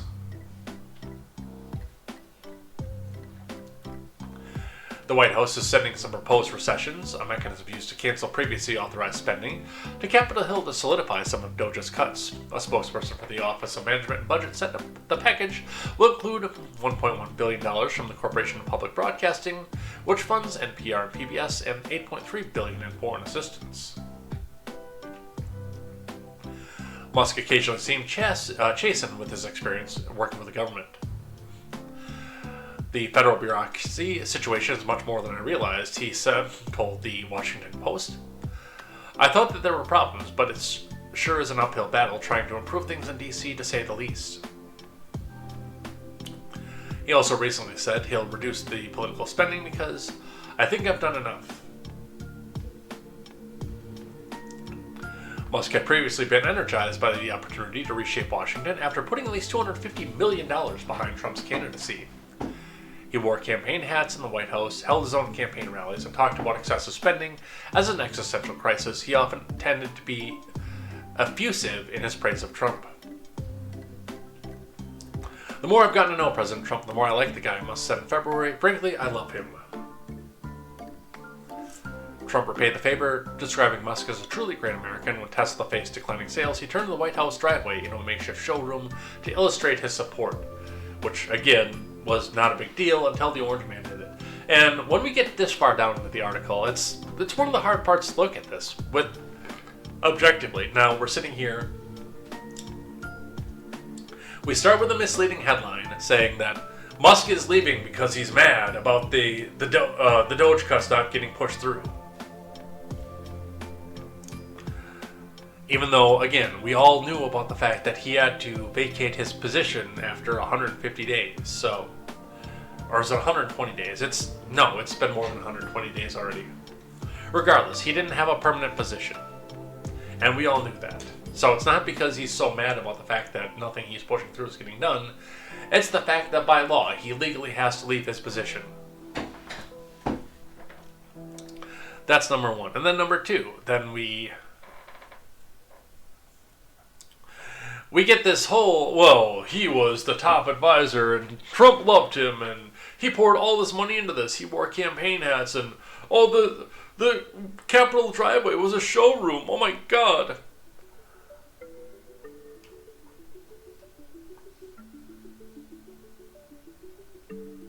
Because they want to remind you, because, I mean, once this is all said and done, Elon's going to go back to his normal life. He's going to go back to selling Teslas and... You know, the reminder needs to be out there that, oh, hey, this guy is actually still evil. You can't go back and buy a Tesla now. You can't give him any support anymore. Because you might be Nazi adjacent at this point. Elon Musk says he's disappointed by the price tag of the domestic policy bill passed by Republicans last week and heavily backed by President Trump. The billionaire who recently stepped back from running the Department of Government Efficiency made the remark in an exclusive broadcast on CBS Sunday Morning. This is a 30-second clip, so this should be just the segment. Let's see how they cut this out of context.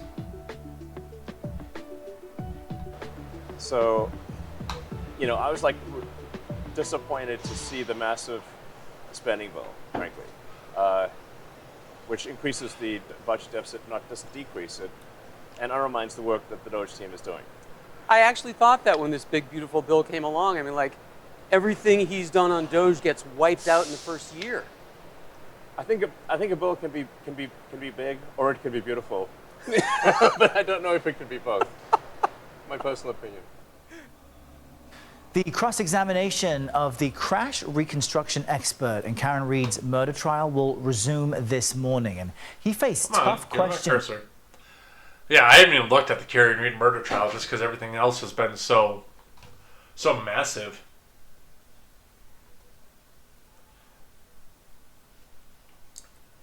All right, keeping reading though.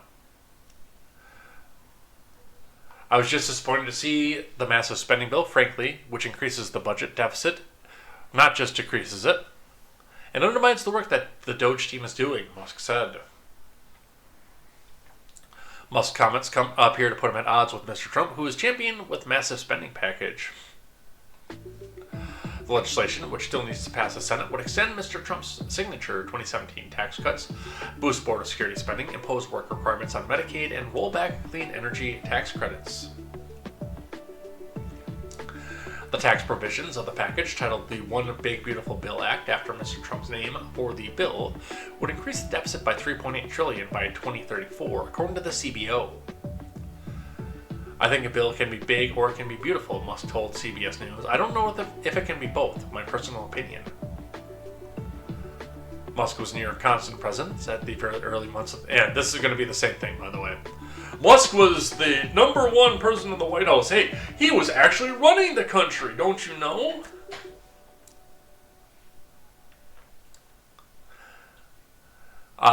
His Doge staffers sweeping through virtually every government agency to make widespread cuts, drawing concern with Democrats and even some Trump allies.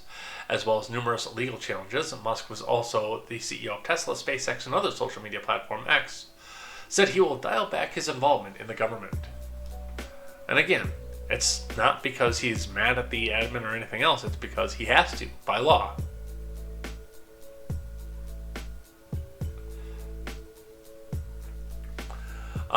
Trump's reaction, of course, Trump's punts on Musk's criticism of Big Beautiful Bill, from Alex Gangitano. President Musk on Wednesday punted on a question about tech billionaire Elon Musk's criticism of the Big Beautiful Bill, packed with the president's legislative priorities the House passed last week.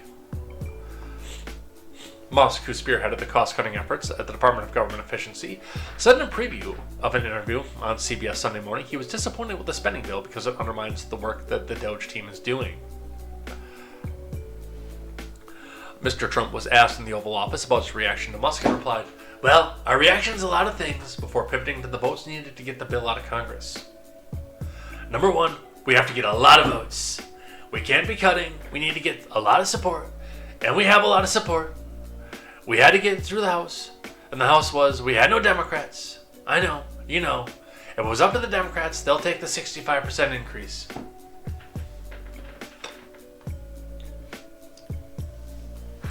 The bill, which increases the debt limit by $4 trillion, because of course it does, is now in the Senate's hands after being passed the House on Thursday following a series of last-minute negotiations and changes. Trump on Wednesday said he's not happy about some aspects of the bill, which extends his 2017 tax cuts, boosts funding for border priorities, imposes reforms like beefed-up work requirements on Medicaid, and rolls back green energy tax incentives. We'll be negotiating this bill, and I'm not happy about certain aspects of it, but I'm thrilled by other aspects of it, Trump said. That's the way it goes. It's very big. It's very beautiful. But the beautiful is because of the things that we have. The Senate, is negotiating with us. They had to then go back to the House, and, it's got a ways to go. He also praised Mike Johnson and John Thune for their work on the bill.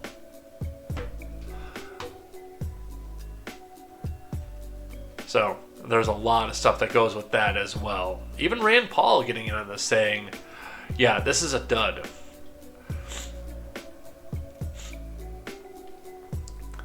Lindsey Graham has joined out the court. Senator Lindsey Graham critiques the House GOP budget, calls some of the proposed cuts not real. From Ian Kayanja over at ABC4 News. While Speaker Johnson and House Republicans celebrated passing an expansive bill that encompasses much of Trump's domestic agenda.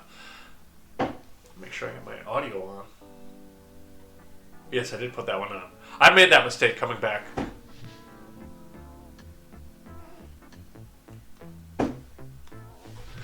While Speaker Johnson and House Republicans celebrated passing an expansive bill that encompasses most Trump's domestic agenda, Lindsey Graham appears to be pumping the brakes. The bill cleared the House with a single vote on Thursday. Now, John Thune, Senate Majority Leader, can afford to lose 3 Republican senators and still pass the bill. And there are more than that right now who have problems with it, according to reports from the Associated Press. Well, Collins, Murkowski, probably, I would have to guess, I would say McConnell, are all out on this. Graham appears to be out, and Rand Paul appears to be out. So this one might not go anywhere. And then, of course, there are going to be calls for Rand Paul's head.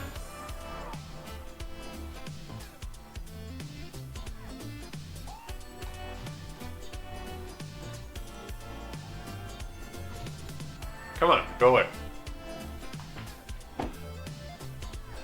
One of those members is Graham, who, when speaking with CNN's Manu Raju last week, shot down some of the cuts as not real, claiming the House hadn't done enough to bring down federal spending. Central to the House GOP's budget is a commitment to extending some $4.5 trillion in tax breaks the engineer during Trump's first term in 2017 while temporarily adding new ones he campaigned on during his 2024 campaign, including no taxes on tips, overtime, pay, car loan interest, and others. To make up for some of the lost tax revenue, the Republicans focused on changes to Medicaid and the food stamps program, largely imposing work requirements to many of those receiving benefits. There's also a massive rollback of green energy tax breaks from the Biden-era Inflation Production Act. Additionally, the package taxed on $350 billion in new spending, with about $150 billion going to the Pentagon, including for the president's new Golden Dome defense shield, which, realistically, as big as our country is, if you're going to have such a golden dome, as you say, you're going to need a lot more than $150 billion to cover the entire United States. Now, the Iron Dome, which is what this is based on, is actually it's a good thing. It really is. If you're a small country the size of New Jersey in the Middle East, then it works, and it works fairly well. But, I mean, the country that we're in spans an entire continent, has a lot of flyover, and a lot of dense population areas. So, it's either you build one of these missile systems in one of the densely populated areas, or you literally blow out your entire budget just putting missiles pockmarked across the entire United States. And I don't think you've got the ability to do that. I don't think you've got the eminent domain to do that, if I'm being completely honest with you.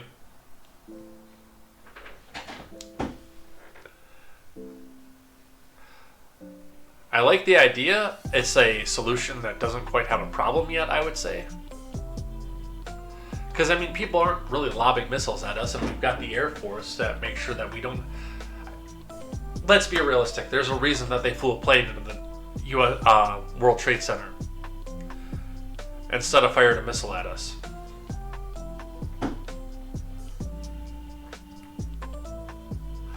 All told, the nonpartisan Congressional Budget Office estimates 8.6 million fewer people would have health care coverage, and 3 million fewer people a month would have SNAP food stamps and benefits with the proposed changes. The CBO said the tax provisions would increase federal deficits by $3.8 trillion over the decade, while the changes to Medicaid, food stamps, and other services would tally $1 trillion in reduced spending. The lowest income households in the U.S. would see their resources drop, while the highest ones would see a boost. Some of the Freedom Caucus members are warning you guys not to water down any of their cuts. What do you say to them? Raju asked. Graham's answer was simple. Well, you see, you had your chance.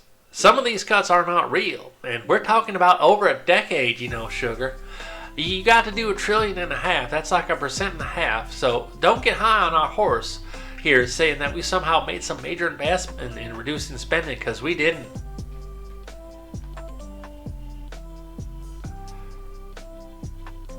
In fact, let's listen to it from him. Some of the Freedom Caucus members are warning you guys not to water down any of their cuts. What do you say to them? You had your chance. There's some of these cuts are not real. And we're talking about over a decade. You know, if you do $1.5 trillion, that's like 1.5%. So let's don't get high on our horse here that we've somehow made some major advancement of reducing spending, because we didn't. So the Senate Majority Leader John Thune will have some major decisions to make in the days ahead. One of the things that they'll have to consider is how to deal with the increase of the national debt limit. That is also part of this bill. There is a debt default that is looming as soon as this summer, potentially by the August recess, if they do not act on that now. But there are several members in the Senate Republican Conference who are warning that they will vote against this plan if that debt limit increase is included in there. One of them is Senator Rand Paul, who says that he's a no if that's in there. Senator Ron Johnson, another one who's warning that he could vote against this. And I caught up with Senator Rick Scott of Florida this morning, too. And he indicated to me, Dana, that he is simply not there yet. He said that he believes there are going to be deeper spending cuts, so they don't need to raise the national debt limit as part of this bill. So therein lies some of the challenges that the leaders have to get this to the president's desk. But time will be ticking, and the United States Senate, if they can actually get it done. And that's going to be one of the other parts of that, too, is I know, and Ron Johnson himself he's only saying don't do the spending limit because that's what's popular among Republicans in Wisconsin right now. Like, again, he doesn't care, and he will jump right on to a debt limit increase as soon as it becomes politically popular for him. I've seen him do it. He'll come in and say, no, we actually have to raise the debt limit right now because it's popular. I'm going to go vote for it, and we might lose our credit rating, and we might do this, and we might do that. Because Ron Johnson doesn't have his own political position. He just does whatever's going to make him the most popular. But other people are actually going on what they campaigned on. Hey, there's too much spending. Hey, we said no more debt limit increases. And I'm a little bit impressed by this at this point. Now, will it make a difference? I don't know. But I am a little bit impressed by the fact that some of these people are actually standing up to and for what they campaigned on. Promises made, promises attempted to be kept. Speaking of Rand Paul, from the Daily Wire, Rand Paul warns big beautiful bill will explode the debt. With video, Senator Rand Paul criticized the version of President Trump's One Big Beautiful Bill passed by the House last week, warning that it would significantly increase the national debt. In a Sunday interview with anchor Shannon Bream on Fox News Sunday, Paul expressed support for the bill's tax cuts, but described its spending cuts as wimpy and anemic. Even so, Paul said he could support the bill if not for concerns about adding nearly $37 trillion to the national debt, which would double it. Let's listen. Welcome back to Fox News Sunday. Good morning. Thanks for having me. Okay, I want to get to some foreign policy, but first, what's going down here in Washington as the big, beautiful bill, as it's been called, is now heading to you in the Senate. The Hill says this: House GOP leaders spent weeks in delicate talks with Republican holdouts before cobbling together a fragile agreement.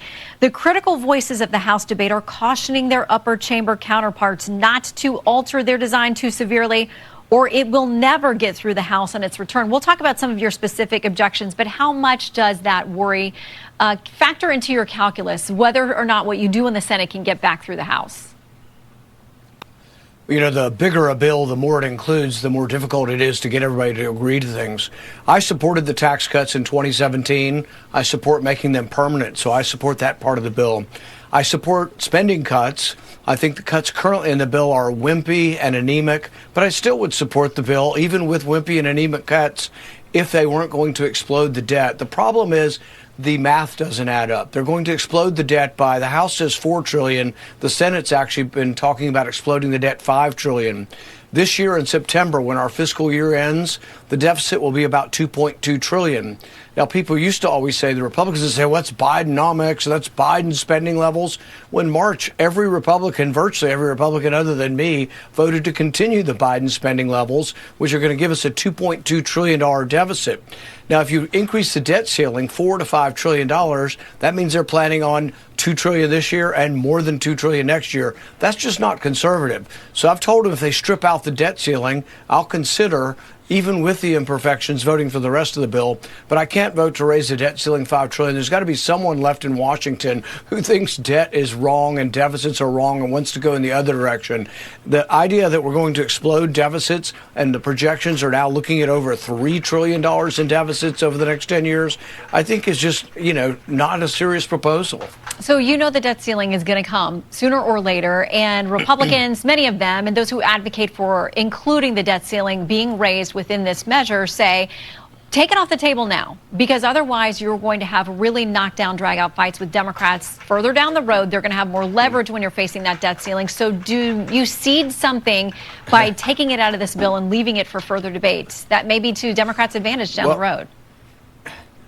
Well, they want to take it out of this bill because it is a walk of shame.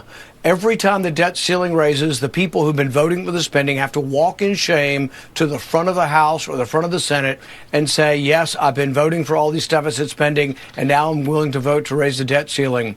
But I would say the opposite. I offered an amendment 2 weeks ago to raise the debt ceiling for 3 months. That's $500 billion, believe it or not, for 3 months. And the reason I do it every 3 months and force the vote is it's a point of leverage. It's an inflection point at which we can look back at leadership and said, you promised you were going to cut spending. Oh, you promised tomorrow. You promised next week. You promised next year. But you know what? You're not doing it, so I'm not going to raise it again.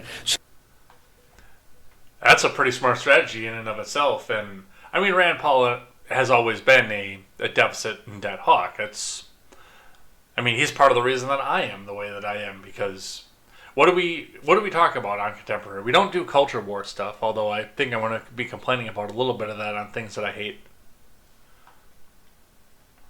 But we talk about spending, and we talk about debt and the debt ceiling, and that's the thing that I like. And I know that, like I say, it's not really that popular because my friends who name the J word get a bunch more views than I do, but realistically, the spending is going to affect us all no matter what. And Rand is right on that. I'd be curious to see where this actually goes and winds up at the end. Let's grab one from ABC.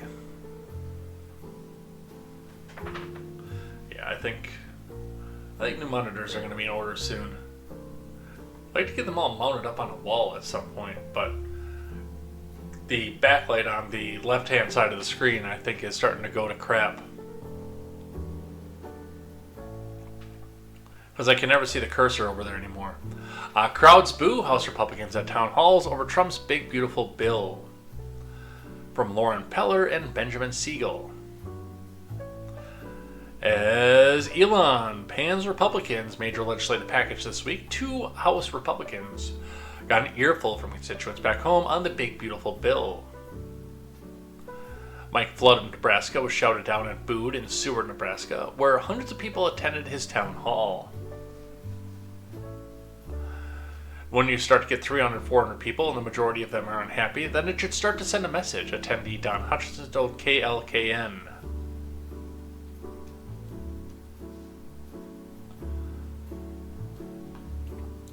Rep. Ashley Hinson of Iowa also faced a rowdy crowd at a town hall in Decorah as she praised President Trump in the passage of the bill in the House. I was also proud to vote for President Trump's one big beautiful bill last week. This is a generational investment, Hinson said, to loud boos from the crowd. Good.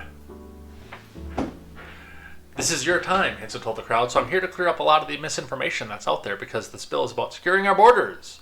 This bill is about providing continued tax relief for working Americans and returning our country to prosperity. So, simply put, anyone who voted no on this bill should also voted to allow your taxes to go up, she added. See, and that's the problem with all these little riders and all these little spending projects that they always do, is the fact that they mask them in with, oh, well, you'll lose your tax cuts if you don't go back and support us spending out the wazoo on every little pet project that we have.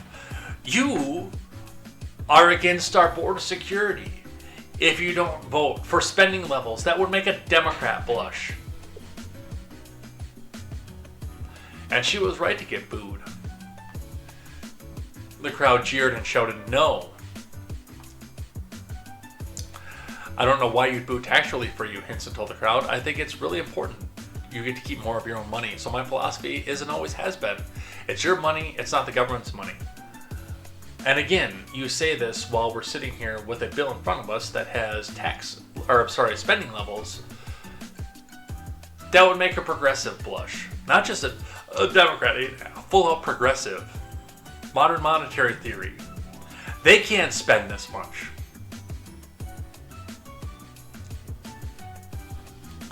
Flood was criticized over the Medicaid provisions of the bill, which passed by the House last week, but could still be altered by the Senate. The Medicaid changes in the bill will translate to roughly $700 billion in reduced spending through new eligibility and work requirements that could force millions of people off the program, according to the preliminary analysis by the CBO. Hinson was also pressed by a constituent who had a disability on whether she would lose coverage under the bill.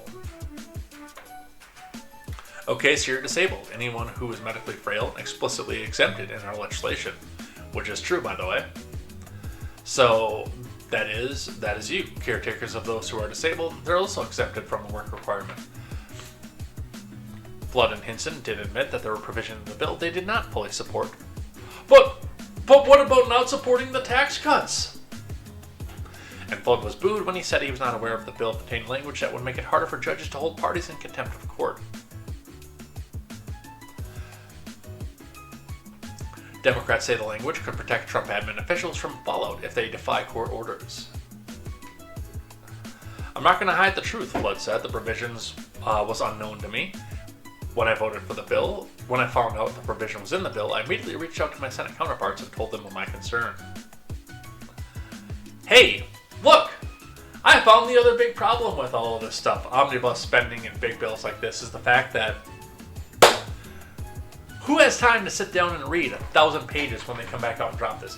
This dude had no idea what was in the bill. He was told to vote for it because you have an R next to your name, and that's what's going to make you popular in your district, is just vote for this bill and don't think about it.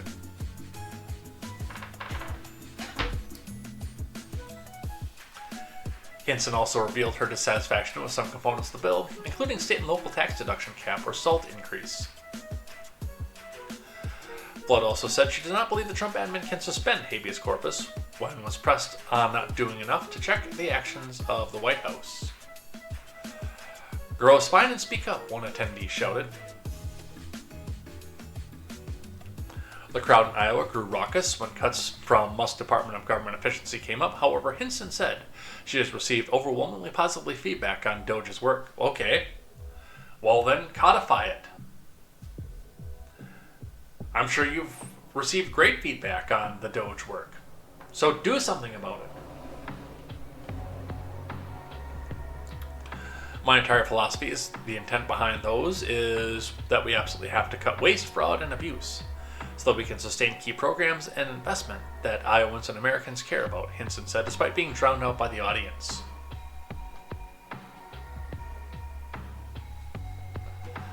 So, and rightly so, like I said again. Now, the White House plans to send at least some Doge cuts to the Hill. Not all of them, of course. And most of those are going to sit and die in either committee or in the filibuster. Politico reporting on this one.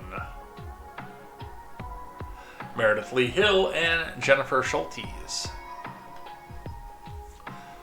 President Trump plans to send a small package of spending cuts to Congress next week. White House Budget Director Russ Vought confirmed on Wednesday. The planned transmission of the rescissions bill, previously relayed to Politico by two Republicans granted anonymity to discuss the plans, comes after a long internal battle over how to formalize the cuts that have been made by Elon's Department of Government Efficiency initiative. Top officials started informing some House Republicans of the plan early Wednesday.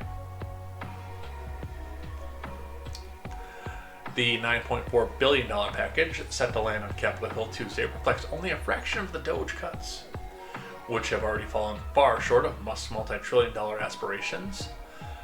The two Republicans said it will target NPR and PBS, as well as foreign aid agencies that have already been gutted by the Trump admin. Speaker Johnson said on X Wednesday that the House is eager and ready to act on Doge's findings so we can deliver some big cuts to big government that President Trump wants and the American people demand. He said the House will act quickly on the package, which is fine, except for the fact that, again, you come out and you can make these big promises and proposals to the people and say, yes, we are trying so hard right now to get these cuts that you want off here. And then it goes off and dies in the filibuster because you don't have the votes to clear the filibuster right now.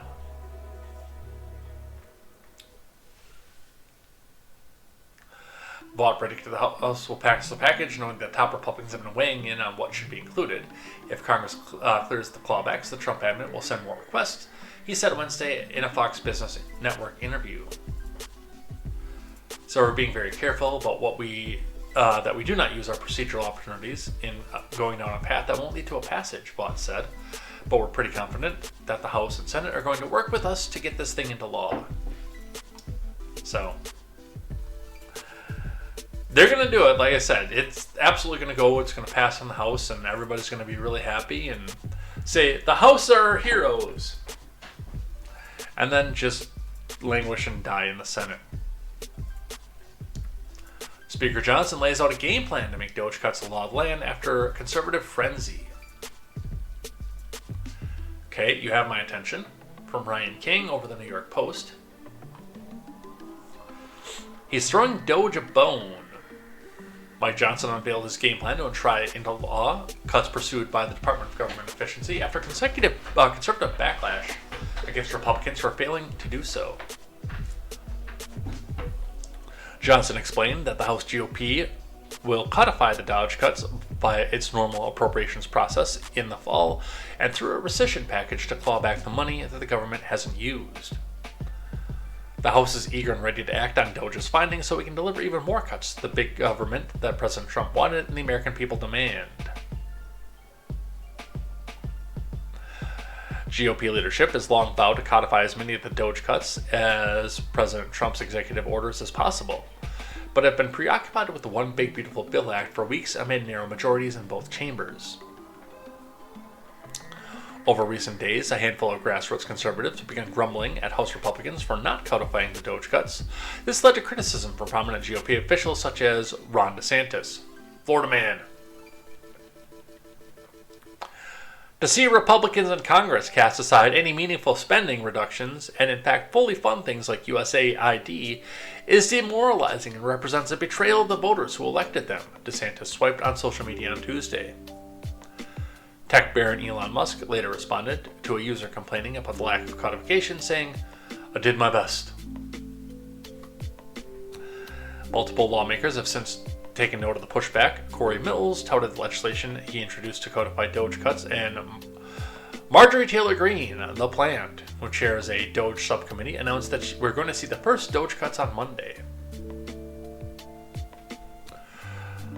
Doge claims it saved over $175 billion, roughly $1,087 per taxpayer, but that estimate is heavily disputed, and several analyses have found the savings to be overstated.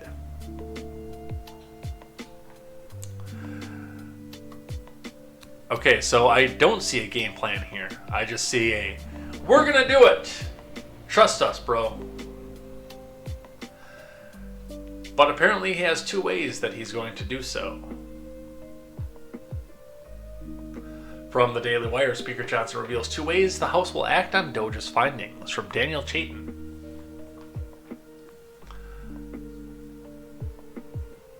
Alright, so this is telling us a big, beautiful bill. Musk and Doge have done incredible work. The House will take a two-pronged approach in which the lower chamber will quickly pass legislation to codify any cuts requested by the White House in an expected rescissions package and leverage the appropriations process to swiftly implement Trump's proposed 2026 budget. In the meantime, we have been working around the clock as we prepare for these processes, he added. Musk, who shared last month he was significantly reducing the time he spends on Doge to refocus on his companies, made his comments about the One Big Beautiful Bill during an interview for CBS. We saw that. So, again, I look at this, and it sounds to me like a lot of them aren't going to be passed until 26, and they're going to use the budget reconciliation to do that as another, quote, one big beautiful bill. But quickly passing the ones there, again, you've used your one budget reconciliation. How do you get it past the Senate? You mean you have my attention? Absolutely. Show me what you can do. But knowing Mike Johnson on top of it, I don't have a lot of faith in that.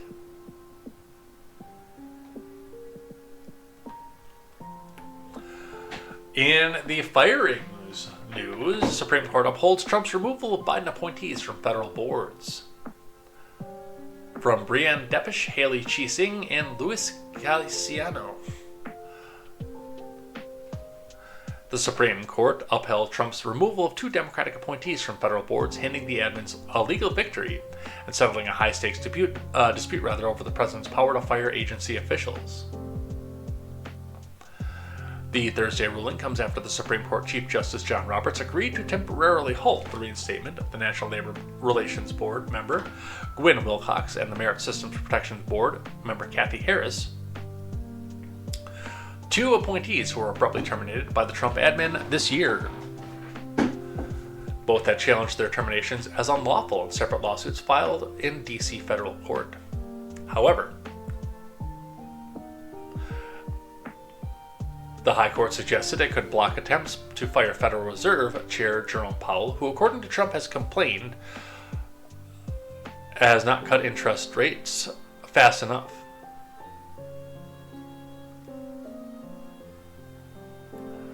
I think that was a typo, because that sentence as written makes no sense.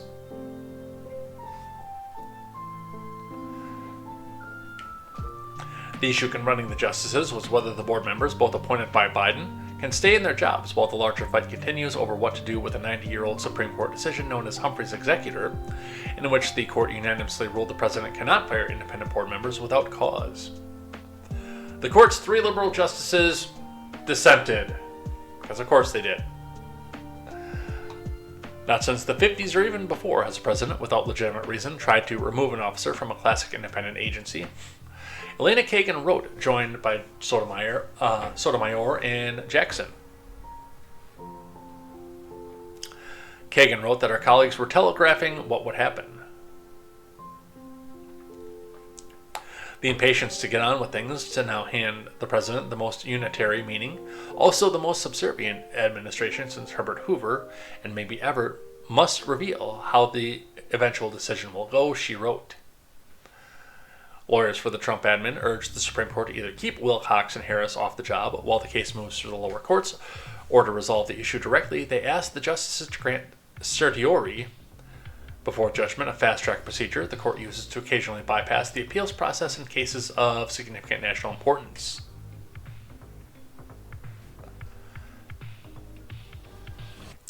They urged that Wilcox and Harris not be reinstated to their positions, arguing their reply brief that the costs of such reinstatements are immense.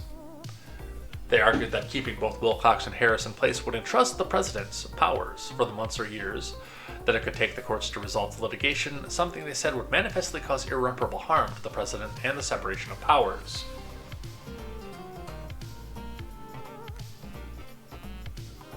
The president will lose control of critical parts of the executive branch for a significant portion of his term, and would likely have to spend further months voiding actions taken by improperly reinstated agency leaders.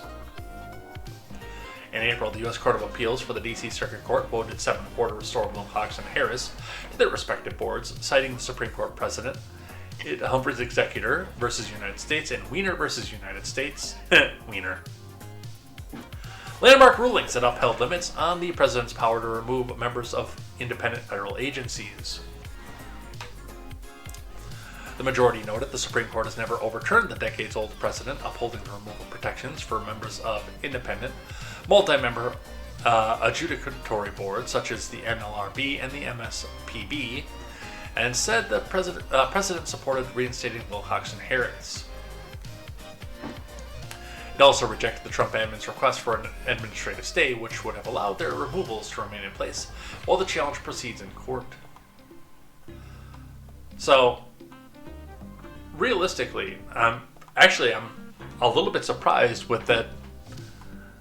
I didn't read this article prior to just now. So when I looked at this, I mean, and again, it's the way that Fox News makes it sound, because they're just as propagandistic as the other legacy outlets. Makes it sound like he's winning based on the fact that he can fire whoever he wants in the cabinet and the administration and everything else. But no, these are independent boards, and I've seen other articles. We'll look at other ones that actually see protection for the Federal Reserve, which is in and of itself a private entity, but these are other private entities with government influence to them. So I'm a little bit surprised that, yes, Trump would be able to fire members of an independent board, even if, yes, they are appointed by the administration proper. So I do think this was the right decision after all, regardless, because these people are beholden to the executive branch. And yes, it does mean that the appointees that are coming forward as soon as hopefully January 20th, 2029 comes into play. If it's a Democrat or a unipartyist or a Ron DeSantis, somebody else like that, then yeah, anybody that Trump appoints is going to be gone and out on their butt immediately. I mean, that's just a given at this point. But it also allows the administration that's in power currently to do business as usual and shape their vision of the federal government for the years that they administrate it.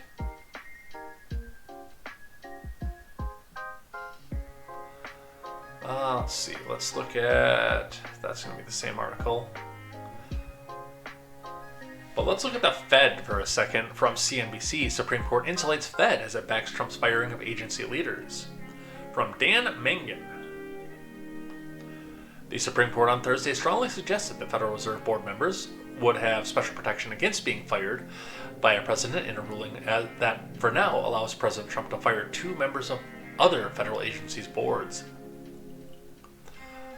The Supreme Court, in its ruling, said, "We disagree with arguments by Gwen Wilcox of the National Labor Relations Board and Kathy Harris from Merit Systems Protection Board that their challenges to their terminations necessarily implicate the constitutionality of for-cause removal protections for members of the Federal Reserve Boards of Governors or other members of the Federal Open Market Committee. The Federal Reserve is a uniquely structured quasi-private entity. It's fully private, actually. Keep that in mind. A private bank is operating and running the supply of money in this country. That follows the distinct historical tradition of the first and second banks of the United States, the majority ruling said. The 3 liberal members of the court dissented from the decision by 6 conservative justices, which keeps Wilcox and Harris off their boards, as the lawsuit challenging their terminations is pending. While Trump's Thursday's decision does not explicitly bar Trump or any other president from firing a Federal Reserve Board member, it suggests that any effort by a president to do so would face strong resistance from the Supreme Court as currently constituted. A federal district court judge in D.C. had enjoined Trump from removing both women from their respective boards. An appeals court later upheld that order.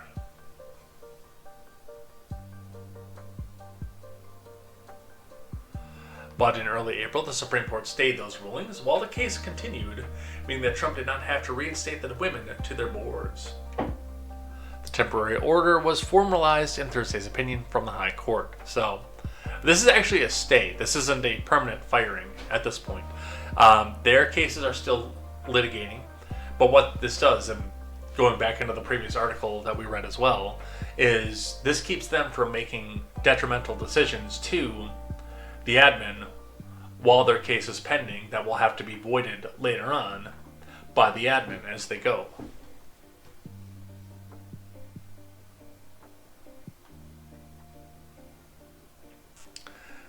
The Trump admin has paused new student visa interviews. From Abigail Williams and Dion J. Hampton.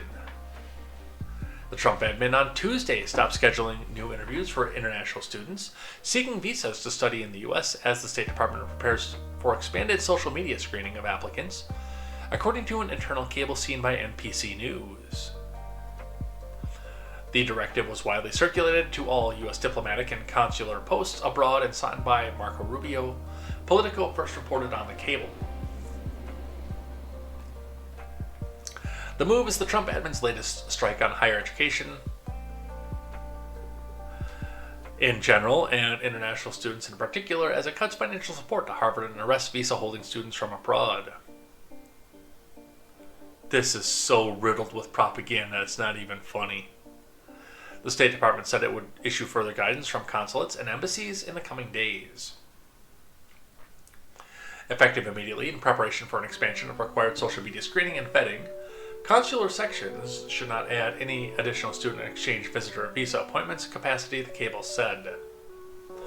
So, again, this is going to get twisted by the mainstream, the legacy media, to tell you that these people, he's just not going to allow any foreign students. And in fact, I've already seen that.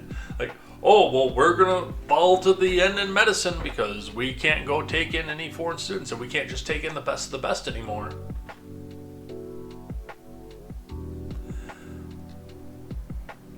But realistically, they're only stopping it temporarily so they can get a better handle on their vetting process and find a better way to use social media to do so. So, no, this is not what's being presented to you by headlines and by paid shills online.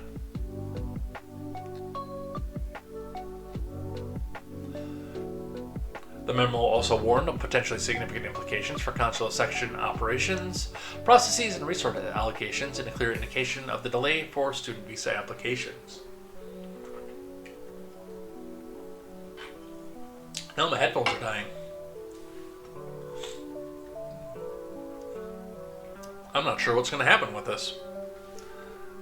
What I do know is I'm going to go plug this set of headphones in right now, because I got some time at this point.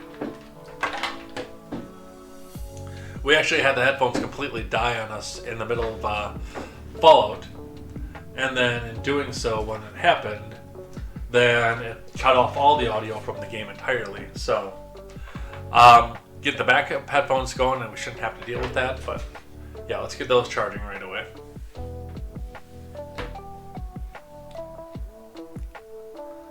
Consular sections will need to take into consideration the workload and resources requirements of each case prior to scheduling them going forward. The cable said adding the priority should be on services for U.S. citizens, immigrant visas, and fraud protections.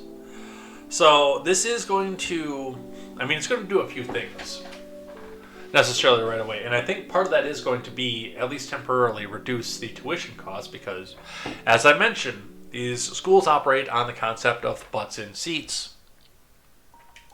And if you can't get butts in seats for whatever reason, then they lose out on a ton of money.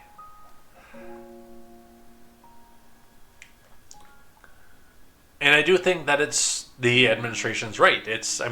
Their first responsibility is to defend the American people, to be able to go back and vet. I suspect, just having known foreign students the way that I have throughout my life, that the vast majority of the people who have applied for student visas are going to wind up coming in. They're going to pass their social media vetting, they're going to pass their other vetting, and it's all going to be good. But I do think that there are a few people out there who have tried to abuse the system to get influence on American students. And yes, that is on the administration to come back and defend. Quest Banning says, the private nature of the Fed is clearly an effort to skirt the responsibilities of a true government agency. Same for the NIH. That's a fair point, exactly. As I said, it is a private bank. It's not a quasi-private, it is a fully private bank.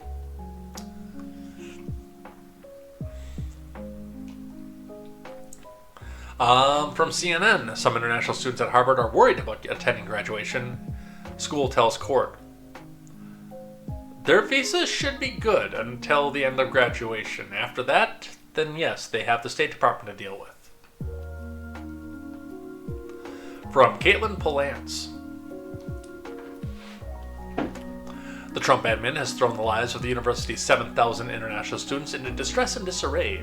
With some afraid of attending commencement this week, Harvard's Director of Immigration Services spelled out in a new court filing ahead of a major federal court hearing Thursday in Boston. Some U.S. students are even reconsidering enrolling. This followed because of the Trump admin's actions, Maureen Martin wrote in her sworn statement filed on Wednesday. Isn't Maureen Martin Jan from the Brady Bunch?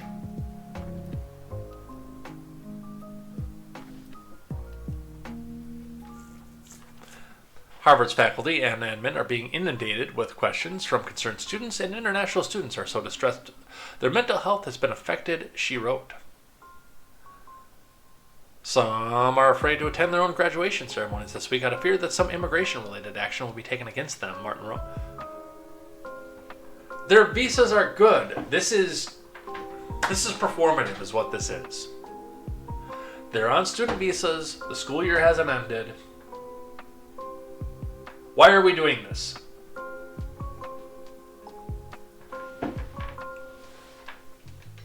Some have canceled upcoming international travel plans to conduct academic research or see families in light of the risk that they might not be admitted back into the U.S. That's a fair point. But again, their visas are good, so I don't know. A lot of this is performative. The not going back overseas, that actually is probably a legitimate concern. But, I can't go to my graduation because I might get deported on the stage. No, that's not a legitimate concern. As long as your visa is good and you're in the school year, check the dates on your visa. They can't do anything, and if they do, they're completely out of line to do so. Martin's declaration in high court highlights the competitive disadvantage of the Trump admin recent actions against the University have caused. A judge has temporarily blocked the State Department and Department of Homeland Security from rescinding Harvard's ability to host international students. Yet some of the damage is already done, the school says. International students set to come to Harvard for future semesters are reconsidering, including at least one medical student and one law student, Martin added, as are at least 3 U.S. students who want to study where the international students can also be. Others have had trouble getting student visas to the U.S. embassies abroad in recent days. Judge Allison Burroughs at the federal court in Boston set to hear the arguments and consider the evidence on Thursday on whether Harvard's international students should be indefinitely protected following the Trump admin's attempts to revoke the university student visa program. Which tells me that, again, when we sit down and talk about this next week, that's what we're going to be talking about, is another federal judge in a sympathetic district has said, no, that's bad, don't do that. And take it out before the Supreme Court. Which again, I still say, as annoying as it is, because I know what the responsibilities of the executive branch are, I do appreciate the fact that all of this is being litigated and done out in the open, where we can see it all.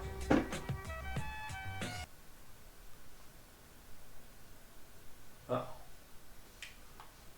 Typically when the music stops, that's not a good sign. But we are still live and we haven't dropped a frame, so...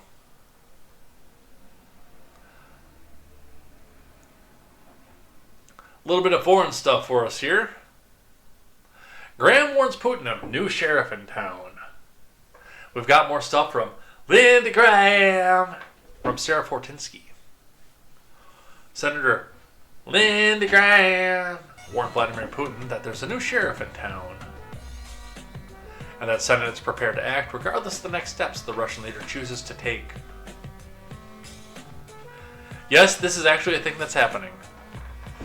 In a pair of posts on X, in a Wall Street Journal op-ed, Graham said Putin's dramatic escalation of military strikes over the weekend and his 2-hour phone call with Trump last week reflect the same old from Putin's Russia. Escalate to de-escalate, Graham wrote in a post on X, naming Putin's first strategy before naming Putin's second.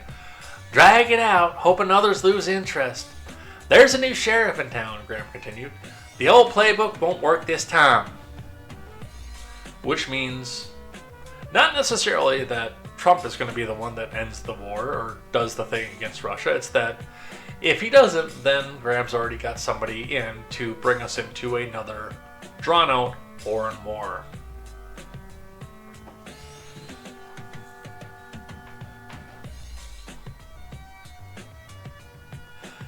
Graham praised Trump's efforts to bring Ukraine and Russia together to achieve a just and honorable peace, ensuring global stability in the Journal op-ed, adding, "Yep, peace requires willing partners.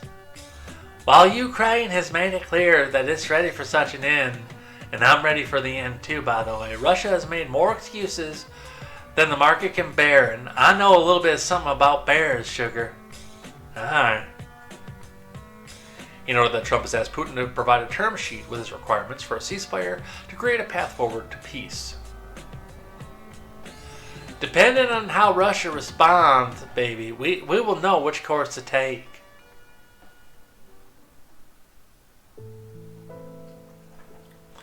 Graham is a co-sponsor of the bipartisan bill to slap a 500% tariff on countries that buy Russian energy products, so sanctions, and said his bill has 82 co-sponsors and would put Russia on a trade island. I don't think that's going to work out the way that you think it is, Lindsey Graham. But yes, after a series of strikes in the Ukraine, again, which may very well be Ukrainians trying to turn the American public against Russia. We've seen that before. But yes, we're calling for more sanctions because that's literally all that we can do. Senate GOP demands new sanctions against Russia per Axios. Steph W. Kite reporting. Senate Republicans are seizing on Trump's growing frustration with Russia, Vladimir Putin, to argue the time to oppose fresh sanctions on Russia is now. Trump's tone on Putin has shifted in recent days, calling the Russian president crazy and warning that he is playing with fire in the Ukraine, while Trump heads off a really, really bad things. The Kremlin dismissed the criticisms after Russia escalated its missile and drone attacks against Kiev this weekend. Did they do it against Kiev or did they do it against the Donbass region? Let's find out. Let's pull this up.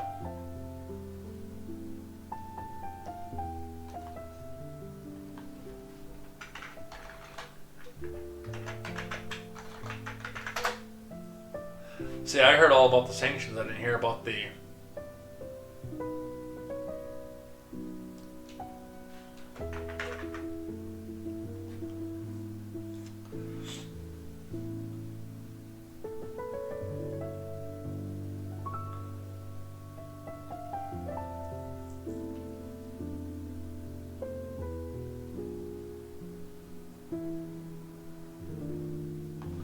Yeah, apparently Russia targeted Ukraine with more drone strikes, but it didn't specifically say it went to Kiev in anything that I can see. Okay, the Guardian now saying that was Kiev. I take the Guardian with a grain of salt, so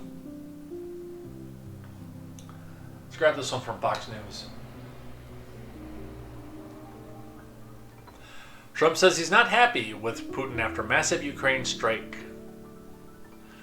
President Trump told journalists he's not happy with Russia's recent large-scale strike against the Ukraine while speaking to the press on Sunday. Sunday. BookOnDollar.com. That is not the one that I wanted.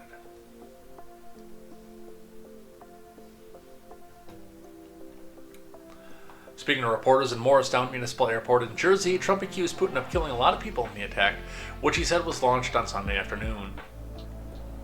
I'm not happy with what Putin is doing. He's killing a lot of people, and I don't know what the hell happened to Putin. I've known him a long time. I've always gotten along with him, but he's sending rockets into cities and killing people, and I don't like it at all. Trump said that Putin was shooting rockets into Kiev and other cities in the middle of negotiations. So yes, apparently that did go into Kiev, so. Asked and answered. Though past strikes have been more deadly, the attack is the largest scale aerial assault of the war in terms of the number of weapons. 298 drones and 69 missiles were launched. So. And yes, we are looking and going into sanctions now because that's all that we have. Alright, I think it's time to finish this out for the morning. Got a couple other things I want to touch on, then we'll do things I like, things I hate.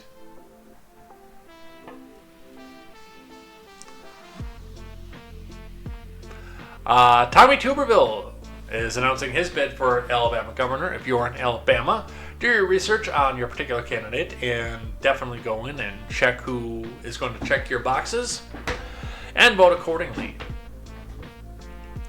Senator Tuberville, an Alabama Republican whose Senate seat is up for the 2026 election, announced Tuesday he's seeking the state's governor's mansion after one term in the Senate. Today I will announce that I will be the future governor of the great state of Alabama, Tuberville said in an interview with Fox News' Will Cain. I'm doing this to help the country and the great state of Alabama. I'm a football coach, I'm a leader, I'm a builder, I'm a recruiter, and we're going to grow Alabama. Tuberville also launched the website coachforgovernor.com. Tuberville, who is 70, was elected to the Senate in 2020. The former Auburn football coach, who has never held public office before coming to the Senate, is a strong ally of Trump and has served as a staunch defender in the upper chamber.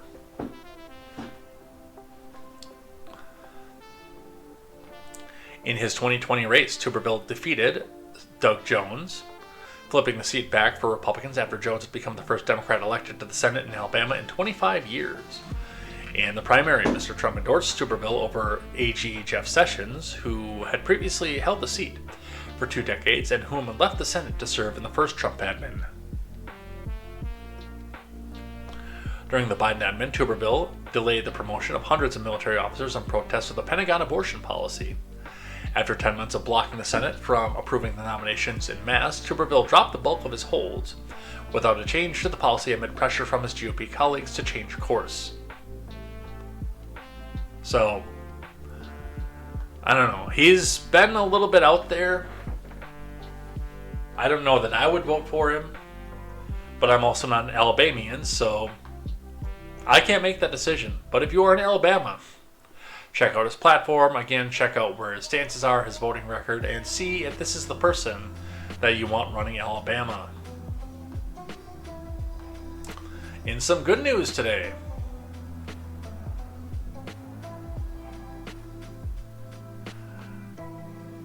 GM invests in V8 engines as it backpedals on EV, so there's going to be a big investment coming. I don't know where the production is going to be now that the tariff war has changed overnight, but let's talk about this here. Christopher Otts and Kelly Clunan for the Wall Street Journal. GM has abandoned a plan to pump $300 million into EV motor production at its upstate New York plant and will instead invest $888 million to make the latest V8 engines. Since the EV announcement 2 years ago for its Tonawanda plant, the electric vehicle sales have slowed, prompting GM and other car makers to walk back investment plans for the technology. The company said Tuesday its new plan marks its largest single investment in the engine plant and makes Tonawanda the second propulsion plant to produce the 6th generation of V8 engines. The plant, located in Buffalo, will continue to produce 5th generations of the engine while it prepares to start production of the new engines in 2027, the company said. The engines used in full-size trucks and SUVs will use new combustion and thermal management innovations to improve performance while reducing emissions, the company said. The investment includes new machinery, equipment and tools, and facility renovations, and builds on GM's work to boost its manufacturing facilities in recent years, including $500 million investment in its Flint engine plant in 2023, the company said. The investment shows the company's commitment to strengthening American manufacturing and supporting U.S. jobs, Chief Executive Maria Barra said. So, good news for this, and I mean, it's not going to require a lot of retooling. People are going to be able to come back out and do this, and again, it's a market analysis that people really need to sit back and look at this point. There's a major market analysis of whether or not EVs are the future or not, and I don't think as many people wanted them as what was given to us in numbers by the Biden admin. And I've always said, I don't want EVs outlawed, and I want there to be investment in EV. Not because I want one myself, because I want the people to want an EV, because there are plenty of them out there to be able to buy one. And I want them to be able to compete on the free and fair and open market for their internal combustion counterparts.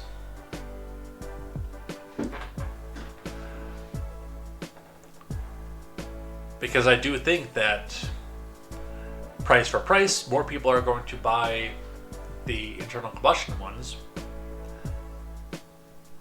And not only that, with the new 6th generation of V8 engines, I mean, GM, for its most part, I mean, it's been a leader in performance for the entirety of its existence. The engines are cheap, they're plentiful, and there's modifications available to them. But in their basis form, they're cheap, they get good gas mileage, And they've always been emissions leaders, so they may not be as powerful as my F-150 is, but they definitely get better gas mileage. They do a lot of stuff. I went against GM when they became Government Motors and also when I bought my first Ford, but I've never been detrimental to them. I always consider them to still be a good company. So, major investment. Hopefully this comes with major jobs as well. And Stellantis as well from CBS News. Stellantis announces $388 million investment for Mega Hub in Metro Detroit. So this is going to be for parts, not for necessarily new vehicles. But even still, that's going to be more manufacturing and more opportunity as well.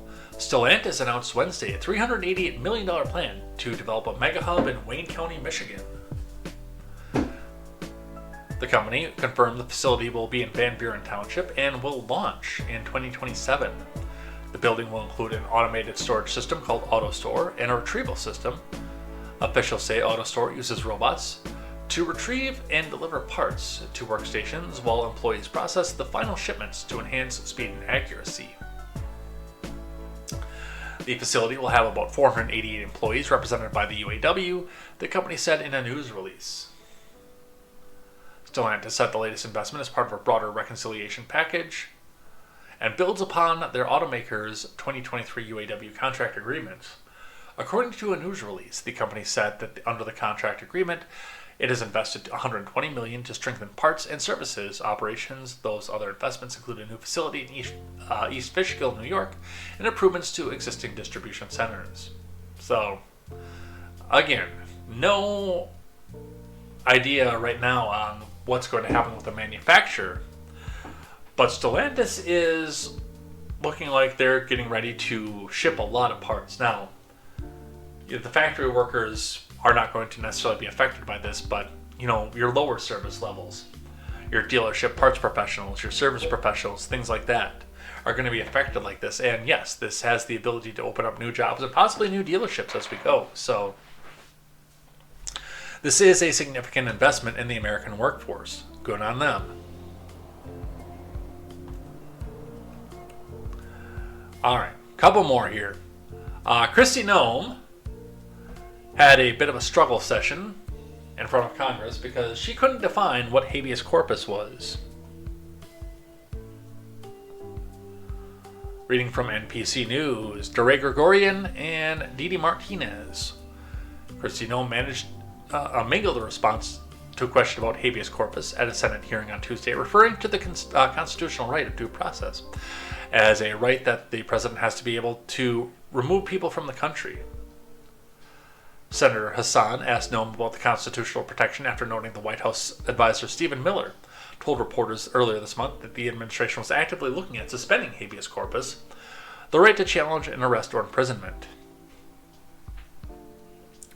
I want to clarify your position, Hassan said. What is habeas corpus? Well, habeas corpus is a constitutional right that the president has to be able to remove the people from this country and suspend their right to, Noem responded, before she was cut off by Hassan. That's incorrect, the senator said. Habeas corpus is the legal principle that requires the government to provide a public reason for detaining and imprisoning people. If not for that protection, the government could simply arrest people, including American citizens. January 6th. Indefinitely for no reason, Hassan said, calling it a foundational right.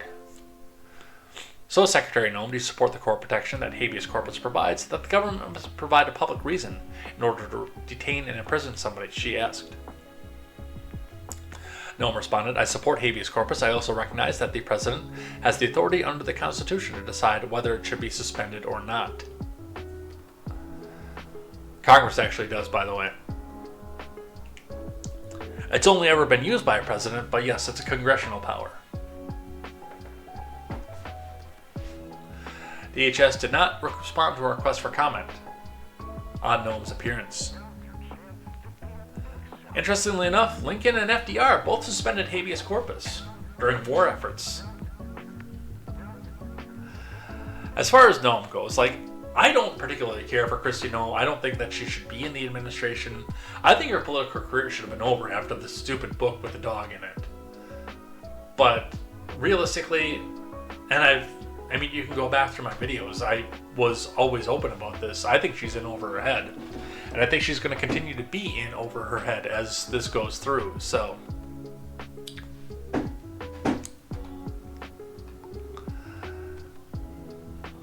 and yes, habeas corpus is a core tenet to our Constitution.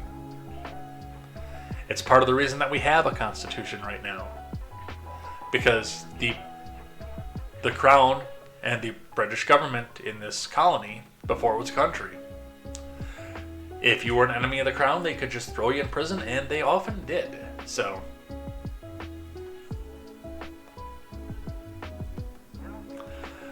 in fairness, however, all these paid shills who are yelling about habeas corpus, and possibly Maggie Hassan herself, although with a law degree, I don't know if this is true or not, but I'm going to go on a limb and say a lot of the people who were yelling about habeas corpus also didn't know what it was until they were told to be outraged about it.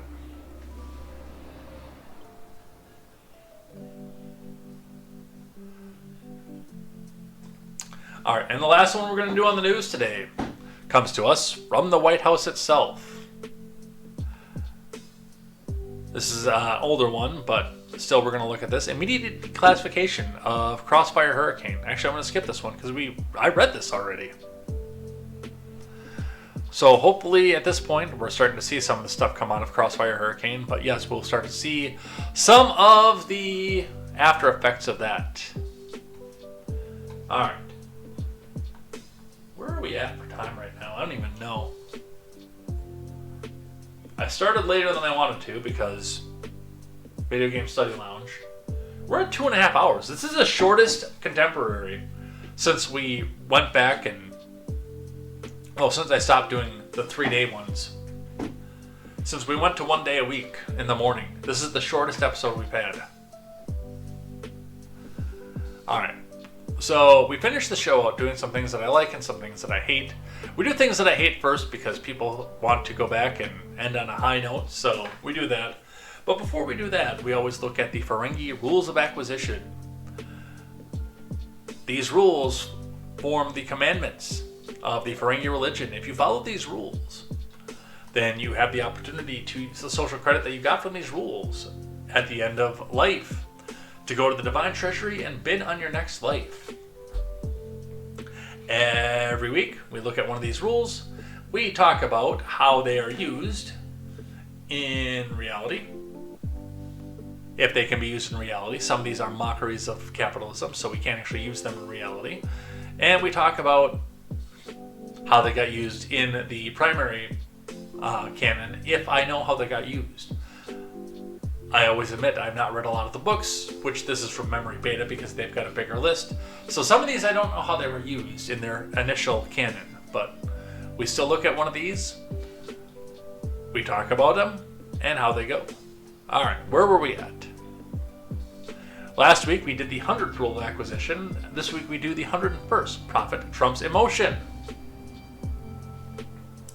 This should be right there, a handbook for salesmen. Now, this is from a DS9 novel, which I have not read, The Long Mirage. But the 101st rule of acquisition, just to bring it into focus. Profit trumps emotion. You don't get your way. Somebody insults your product. Somebody insults your business or protests in front of your business. You can get angry, make a scene, punch the protester, knock out the guy who insulted your product, call security, or you can be calm. Because profit trumps emotion.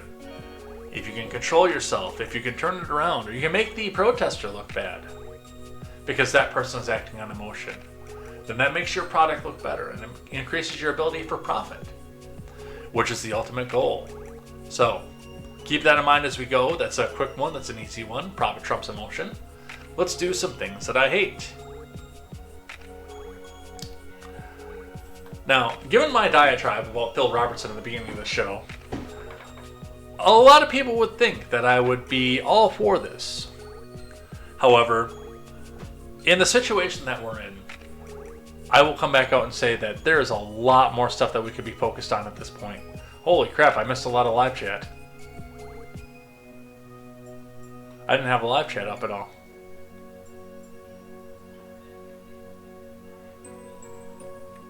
Alright. Palm says I have ads. Ugh. Don't forget to make an announcement about next week's schedule needing modification. I will have to look and see what's in there, but that will be in the X in the Discord once I know where the schedule modification is going to land. Vong says, habeas corpus in Latin, we have the body. In this case, the body is the corpus delicti Latin, the body of the crime, a concrete justifiable reason for the arrest. I don't think Christy Gnome speaks Latin, dude. And Lunacy is here as well. Anyway, going back on my diatribe about Phil Robertson at the top of the show, you'd think that I'd be all for this. But realistically, we have way more important stuff to look at. I mean, Sean Duffy could be fixing the screw-ups of Mayor Pete and his Department of Transportation instead of doing this right now. And hopefully it will inspire some people to go back and do something better, but I mean, there are a bunch of steps that we could be doing before this. U.S. Department of Transportation Secretary Sean Duffy announces U.S. MMA's Christ on the Water painting is moving out of the basement. While we still have airports that are running floppy disks in Windows 95, and yes, I admit the fact that this goes back way before Biden, Trump won.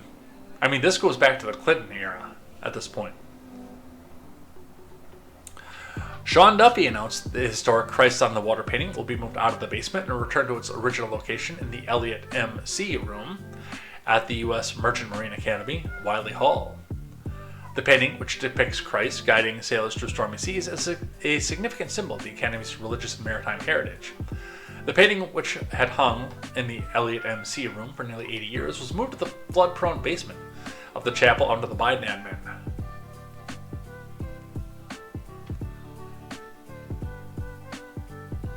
Again, the big thing for me is it's the show.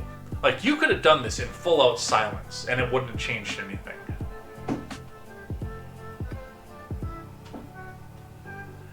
We could have done this and not made a major announcement, and it wouldn't have changed anything.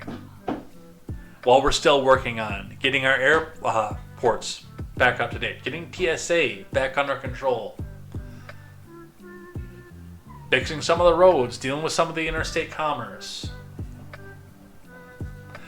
There are a host of other things that we could have made a major announcement for, other than stopping everything to talk about a painting. I don't care how base the painting is.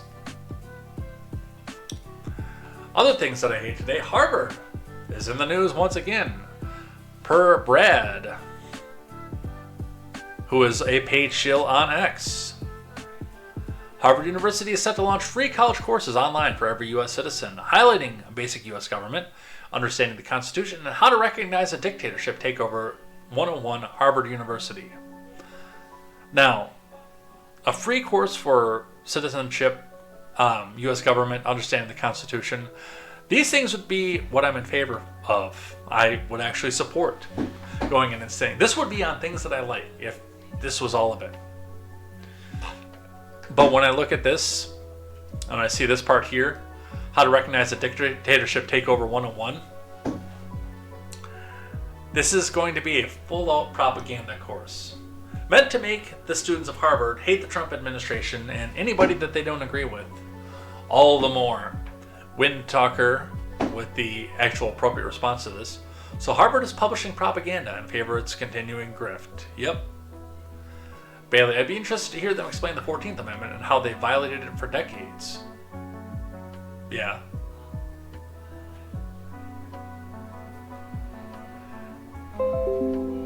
So, and it's true, by the way, I did double check on this. Because this is a paid shill, and ABC 10 News San Diego, Fact or Fiction is harboring offer on how to recognize a dictatorship takeover 101. From Michael Rosen.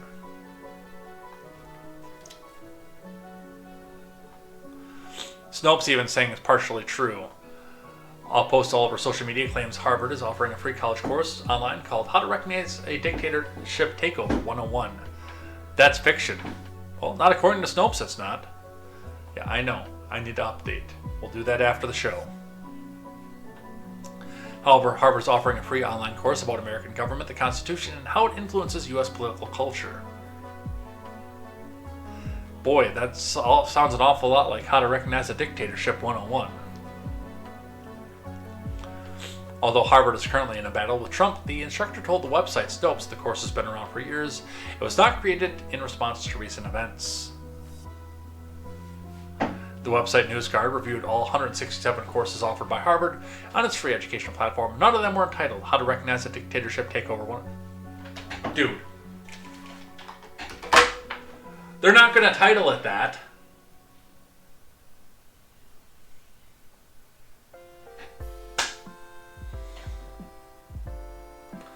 I might have to pray for these people's souls. See, the thing is when they're telling you who they are, as the previous X did, saying, the page Hill is saying it's going to be How to Recognize a Dictatorship 101, believe them. No, of course they're not going to come back and title it that. But if that's what the core tenets are, then yes, it's a propaganda course, regardless. Snopes the same way. Clarifying claims surrounding Harvard's free Constitution courses, from Larry K. Christensen. Mostly true. What's true? Harvard University claims offers a free online course called American Government Constitutional Foundations via its edX program. The course is free not just to U.S. citizens, but to anyone in the world. A new session was due to start on May 27th, although the course has been around since at least 2018. While the course covers the basics of how the U.S. government and the Constitution work, there's no evidence of a section within it covering How to Recognize a Dictatorship Takeover 101.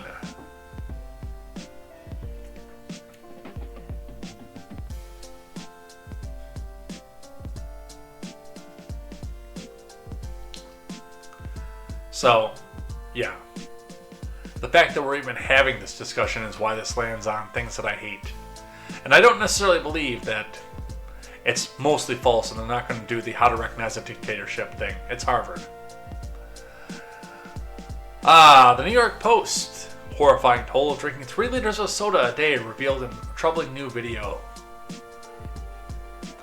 It might taste so delicious, but your favorite bubbly beverage comes at a price. Doctors have warned that guzzling sugar-packed, calorie-loaded drinks on a regular basis can lead to problems like bad teeth and bulging waistlines. But drinking too much soda can also lead to excruciatingly painful medical condition that sometimes requires a surgery to fix.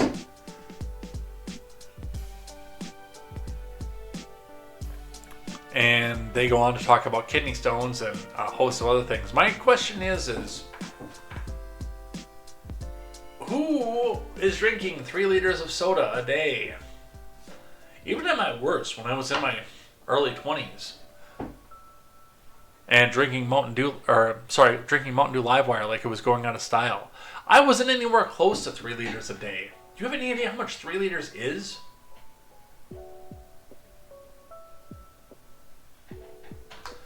Let's do some quick mental math. Just so we can put it into perspective, because we've all seen the 3-liter bottle. I used to get one of those, by the way, and they last me 2-3 days. Not of Mountain Dew, because they didn't make it in Mountain Dew.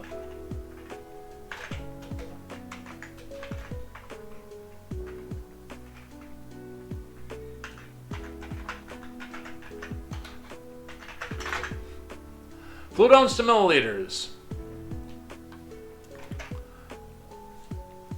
12 ounces is 354 milliliters. So about 3/8 of a liter. And there's 12 cans at 12 ounces in a 12 pack, which is what I was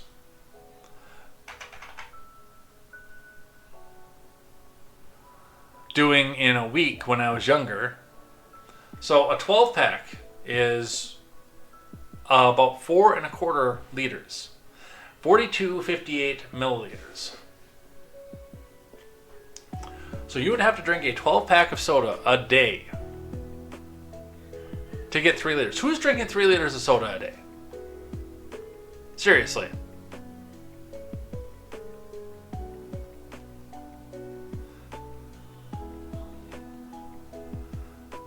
Oh, this was supposed to be over here. This is supposed to be on things that I like.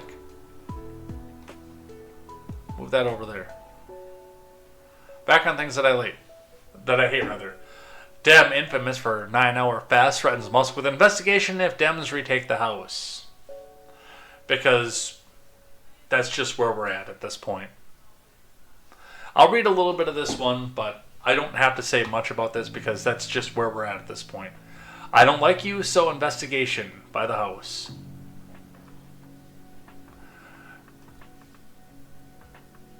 Hank Berrien. Greg Kasar of Texas, chair of the Congressional Progressive Caucus, threatened that if Democrats retake the majority of the House, they will investigate Elon Musk. We need to take 3 steps. One, make sure that Elon Musk doesn't get to just pretend that he's stepping back. We need to hold him accountable. 2, everyone needs to know that it's illegal for Elon Musk to stay a federal employee past May 30th, which he's already said he's not. He's not breaking any law there. That's what federal law says. And 3, Democrats need to make clear that we're not going to go easy on this guy if we retake the majority, Kasar declared. We can use our subpoena and investigative power on the majority to look into Musk and any other billionaire that's broken any criminal laws, enriching themselves using the power of the White House. Kasar then turned to pure speculation, intoning, if it turns out that Trump has been using his tariffs to wield power against foreign governments until they give Elon a contract, like many reports are now leaking out that they might be what's going on, if it turns out Musk is steering FAA contracts to himself while firing employees that keep our planes safe up in the air, there's some real implications on that, and they're acting like Trump is going to be president forever. And if we have anything to do about it, that's not how it's going to be, and there can be consequences that are much greater than Musk just losing billions of dollars in federal contracts.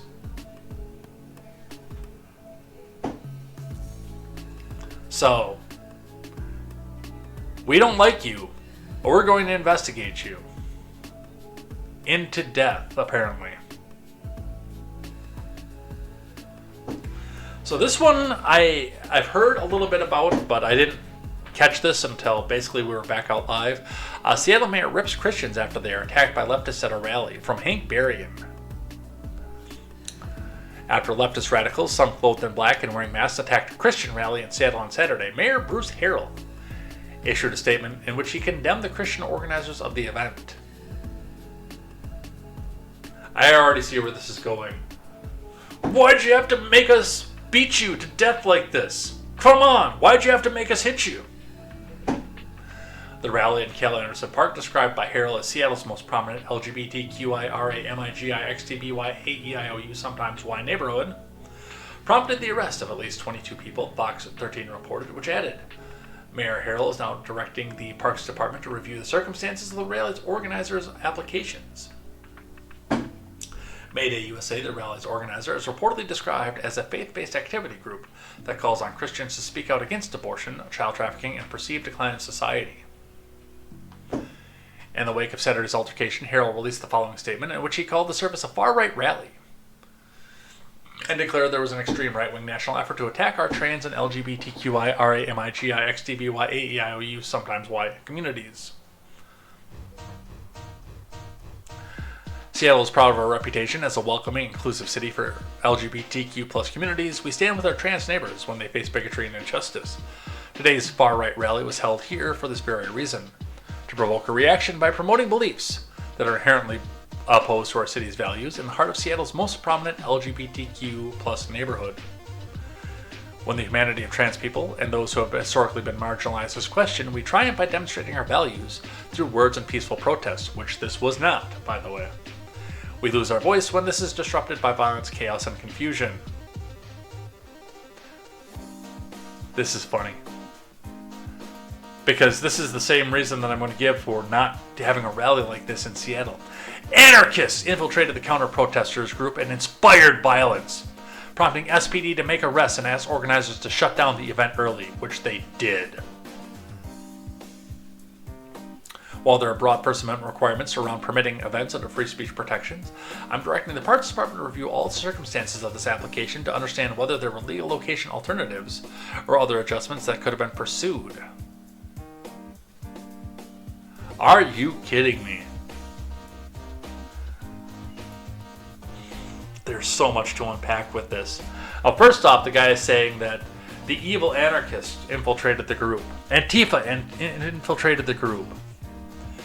Which I'm told is a dangerous conspiracy if you suggest that about January 6th. So let's maybe have a little bit of consistency here with this. And the only other thing that I would say is with the Christians in Seattle and the park in the middle of the LGBTQIRAMIGXTBYAELU sometimes Y neighborhood is, dude, read the room. Especially after the Unite the Right rally, January 6th. And the protest for the prisoners of January 6th, which we saw all the feds that were there and nobody else. Because nobody else bothered to go. You got to kind of read the room a little bit when you're doing this kind of stuff. Now, and I understand and I appreciate where you're at with this. And what it is that you're trying to do. I do. But just like the Seattle mayor is sitting here saying that agitators are going to come in and they're going to promote violence among the peaceful counter protesters. You know full well the FBI is planting people in these right-wing rallies to try to get you to throw the brick and turn it into a violent rally. We've seen it numerous times before at this point. So, read the room before you go back and do something like this. One more on things that I hate.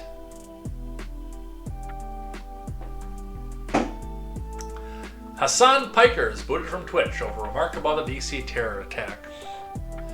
I can't stand Hassan Piker. I think he's a moron. But I support his right to freely speak. So, from Tim Pierce. Twitch suspended leftist streamer Hassan Piker after he suggested the DC terror attack that killed 2 Israeli embassy staffs looked like a false flag incident. Which is something that I need to note as well when I talk about what may also be falsely perpetrated. Piker posted about his suspension on Saturday along with a screenshot of a message from Twitch explaining that his account had been temporarily suspended over improper handling of terrorist propaganda. I covered the motives of the Israeli embassy staff shooter. Twitch TOS dictates a suspension, rape, and critical examination of the manifesto. I believe this is a bad policy for news and press freedom. I'll take the suspension, but I hope Twitch changes this policy in the future, Piker posted. They probably will for you. For me, it'll probably still be a permaban. And the fact that this is just a suspension, when most of the rest of us get a permaban for something like this, is telling as well, but still. There's no reason for the suspension. Free speech should be free speech. Let's do a couple things that I like.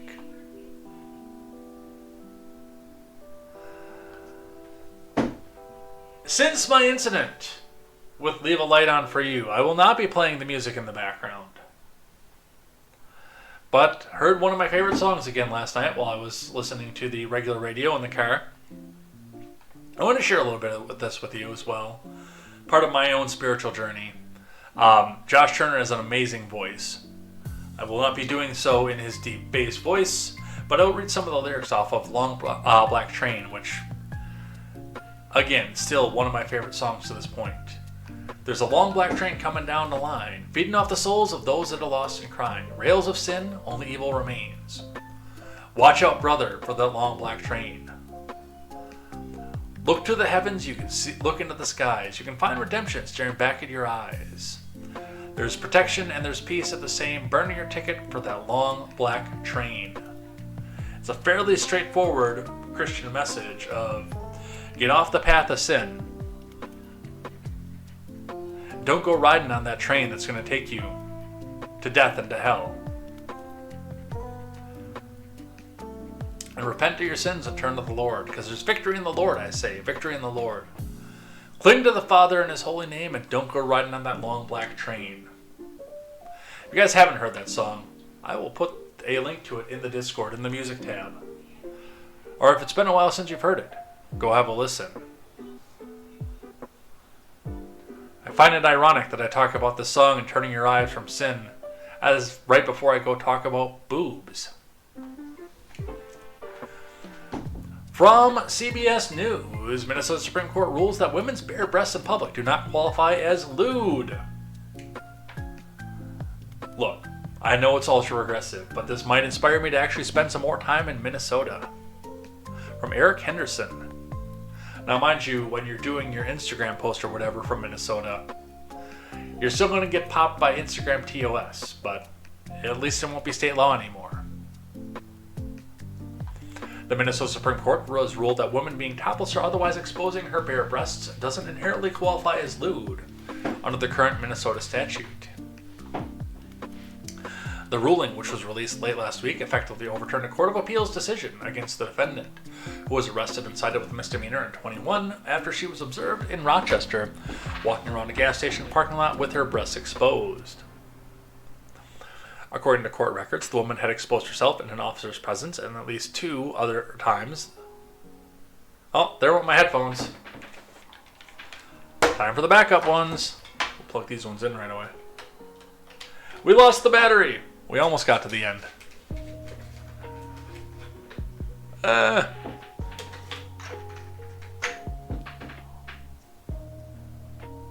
That's why we have backup technology.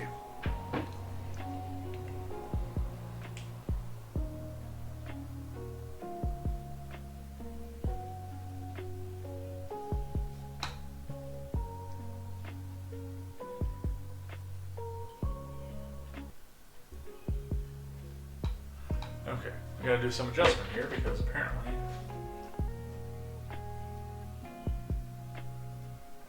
yep, that's not going to the right thing. Headset's connected, but well, I hope the thing didn't connect to my phone. I did connect to my phone.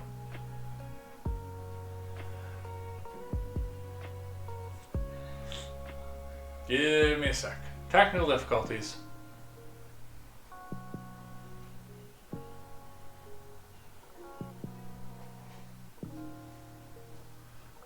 Let's go over into Bluetooth settings.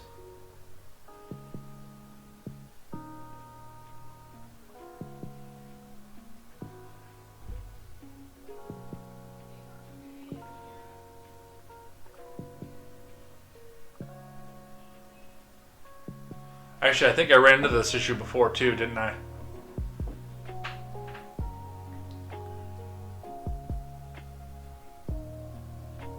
Okay, so I don't have backup headphones. So I guess we're doing the rest of this without headphones on. Actually, there's one other option that we have here. Because I do have the corded ones. Right here, ready to go. And I have a headphones jack that's not my remote for the other TV.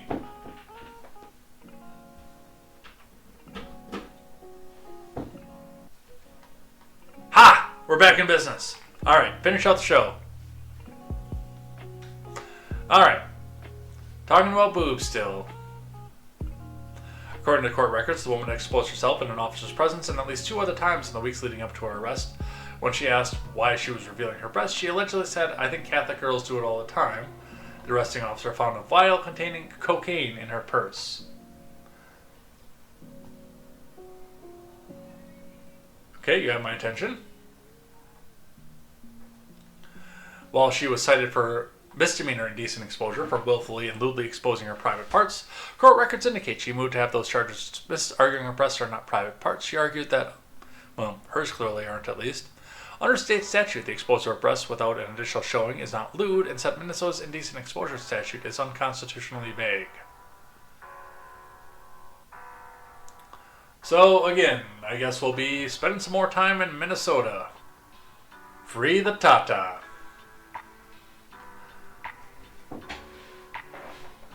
Alright. From CBS News, Trump says he's considering pardoning defendants in Gretchen Whitmer kidnapping plot. From Joe Walsh.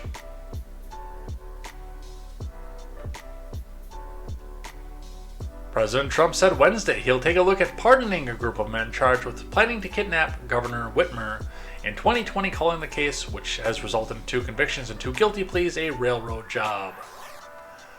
I'll take a look at it. It's been brought to my attention, Trump said at a swearing-in ceremony for U.S. Attorney in D.C. Jeanine Pirro. I did watch the trial. It looked to me like somewhat of a railroad job. I'll be honest with you, Mr. Trump said. It looked at me like some people did some stupid things. The DOJ's new pardon attorney, Ed Martin, said last week he will take a hard look at the Whitmer kidnapping case. During Trump's first term, federal prosecutors charged 6 people with conspiring to kidnap Whitmer, a Democrat who was facing backlash at the time for the state's COVID policies. The indictment described the men, some of whom were linked to a militia group allegedly conducting surveillance of Whitmer's vacation home and hatching a kidnapping plot that involved blowing up a nearby bridge. Whitmer was not harmed.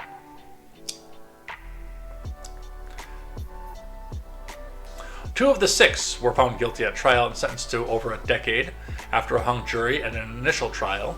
So they had to get tried twice. 2 others pled guilty and were also sentenced to prison terms. 2 were acquitted at trial. Now, I think this is actually a perfect ruling for this, that they should be finding acquittal for this. And I've long since been against this particular prosecution. 6 people were arrested for this. 6 people out of a group of 18. 12 of those people were FBI informants.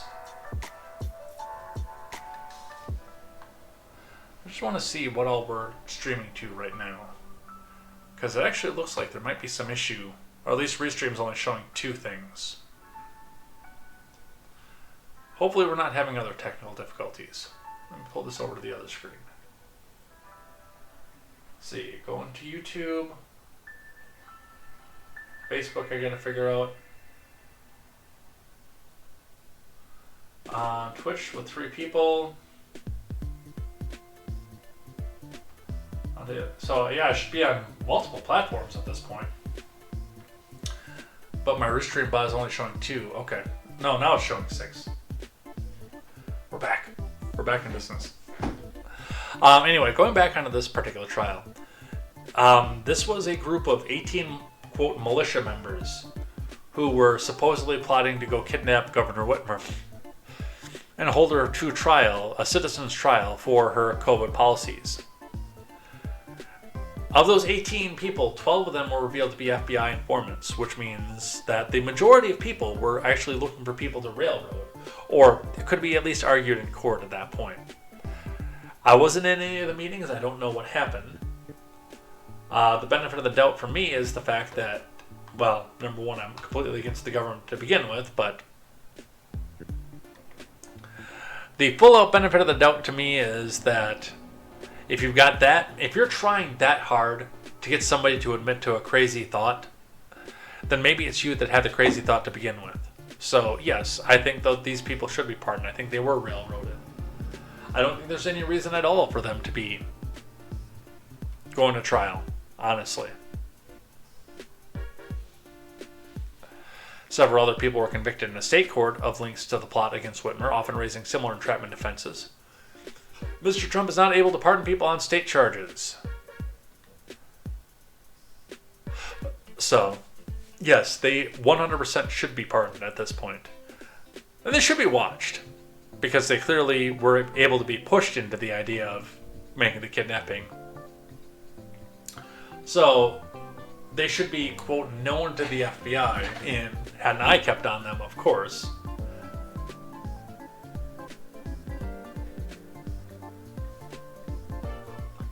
Hey, that lady says that Catholic women do it all the time. One of a you get what you deserve. Former CNN analyst stunned after anti-Musk vandals deface his Tesla. What did you think was going to happen, Crystal, as you're sitting here goading people into Elon is bad, everything that Elon has touched bad, and the Tesla is a Nazi car? What did you think was going to happen to your Tesla? These dumb, I almost slipped on my language. These stupid people seriously think that it's going to be the other guy's Tesla that gets vandalized. It's not going to be mine. I'm a good member of the administration.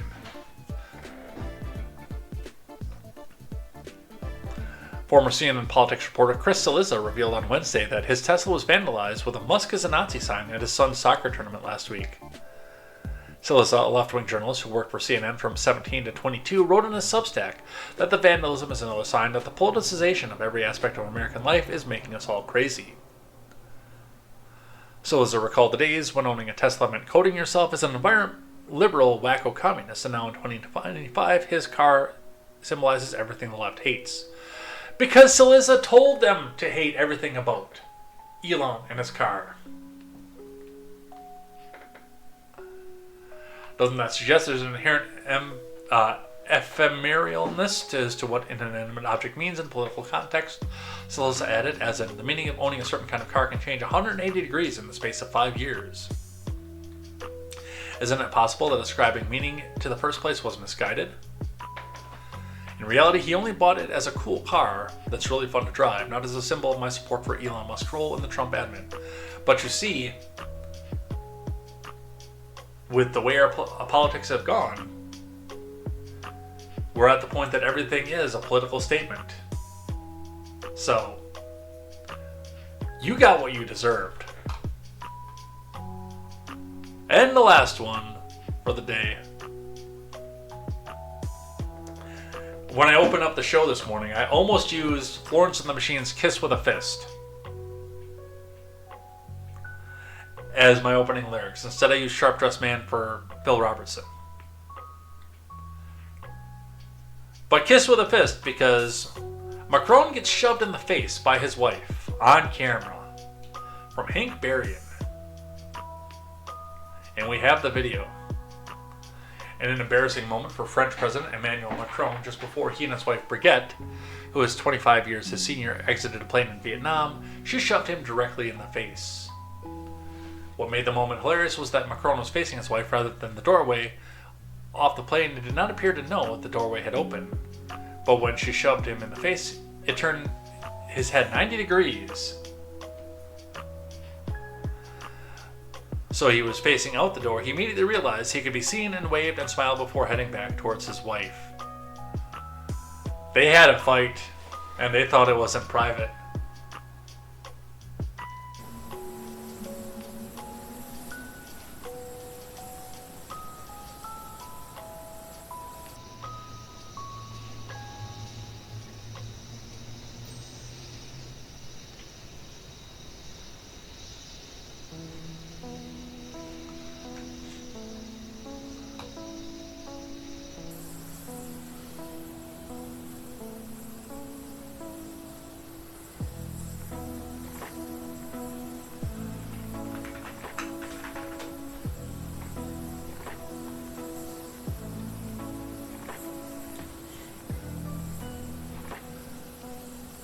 You hit me once, I hit you back. You gave a kick, I gave a slap. You smashed a plate over my head, and then I set fire to our bed. Don't do that in an airplane, by the way.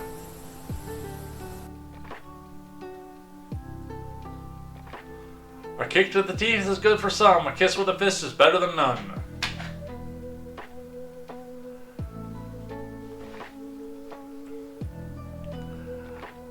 That's just funny, I'm sorry. Macron dismissed the incident, telling reporters, I was bickering or rather joking with my wife. It's nothing. An LSE official echoed. It was a moment when the president and his wife were relaxing one last time before they started the trip by having a laugh. Maybe that's what actually happened. I don't know if I believe that.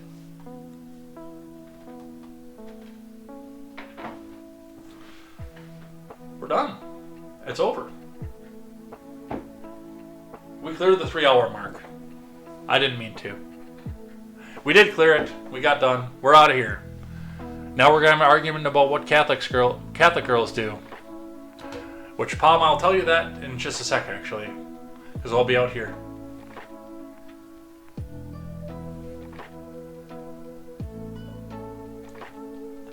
Shove them in the face. I'll remember this for the next time I need to shove the door that is out of the way.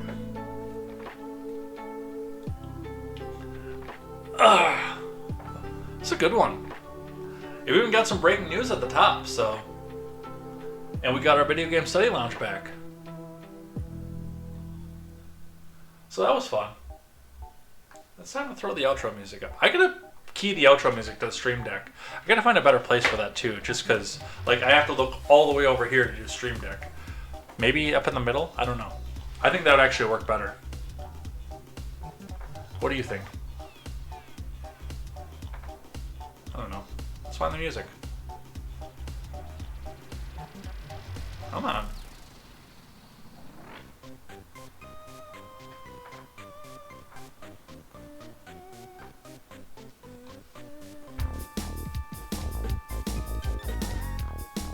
What a bunch of absolute tech issues that we had today. But we got through it. We powered through. It's over. We're done. Thanks everybody who came by and hung out in the live chat. We got our music back. We got our internet back online. I had a backup set of headphones so we can hear where the music is at. We got breaking news. It's been a great day for the fact that I started almost 2 hours late based on all this stuff coming up here. We'll be back here next week. Date and time to be announced on the X/Twitter and on the Discord for that, because we do have to make an adjustment for schedule for family stuff, so do take care of that and keep that in mind. But there will be plenty of advance notice before that. Anyway, thanks so much for hanging out. We'll see you here next time for more news, more headlines, more contemporary. Stick around if you're on Twitch as we go and visit our friend Stephen and Karamus. It's going to be a great time as well. Looking forward to that. Thank you everybody who watched and who got me some ad revenue over on the Twitch side as well. Take care. Have a fantastic day. Enjoy your weekend. I'm hoping it's going to be beautiful. Maybe we'll get some more gardening in. Maybe we'll actually figure out how to get the YouTube stream back up, but that'll only be a YouTube stream. And we'll get a garden update in there too. That'll be some fun. I know I can do it. I've done it before. So it'll take a couple of things off of there, but I'd like you to see the little bit of garden that I have so far and what's going to happen with that. Anyway, have fun. Take care. We'll see you next time over here for more news, more headlines, more contemporary. And until then, I'm Jay Edgar, and this is Contemporary.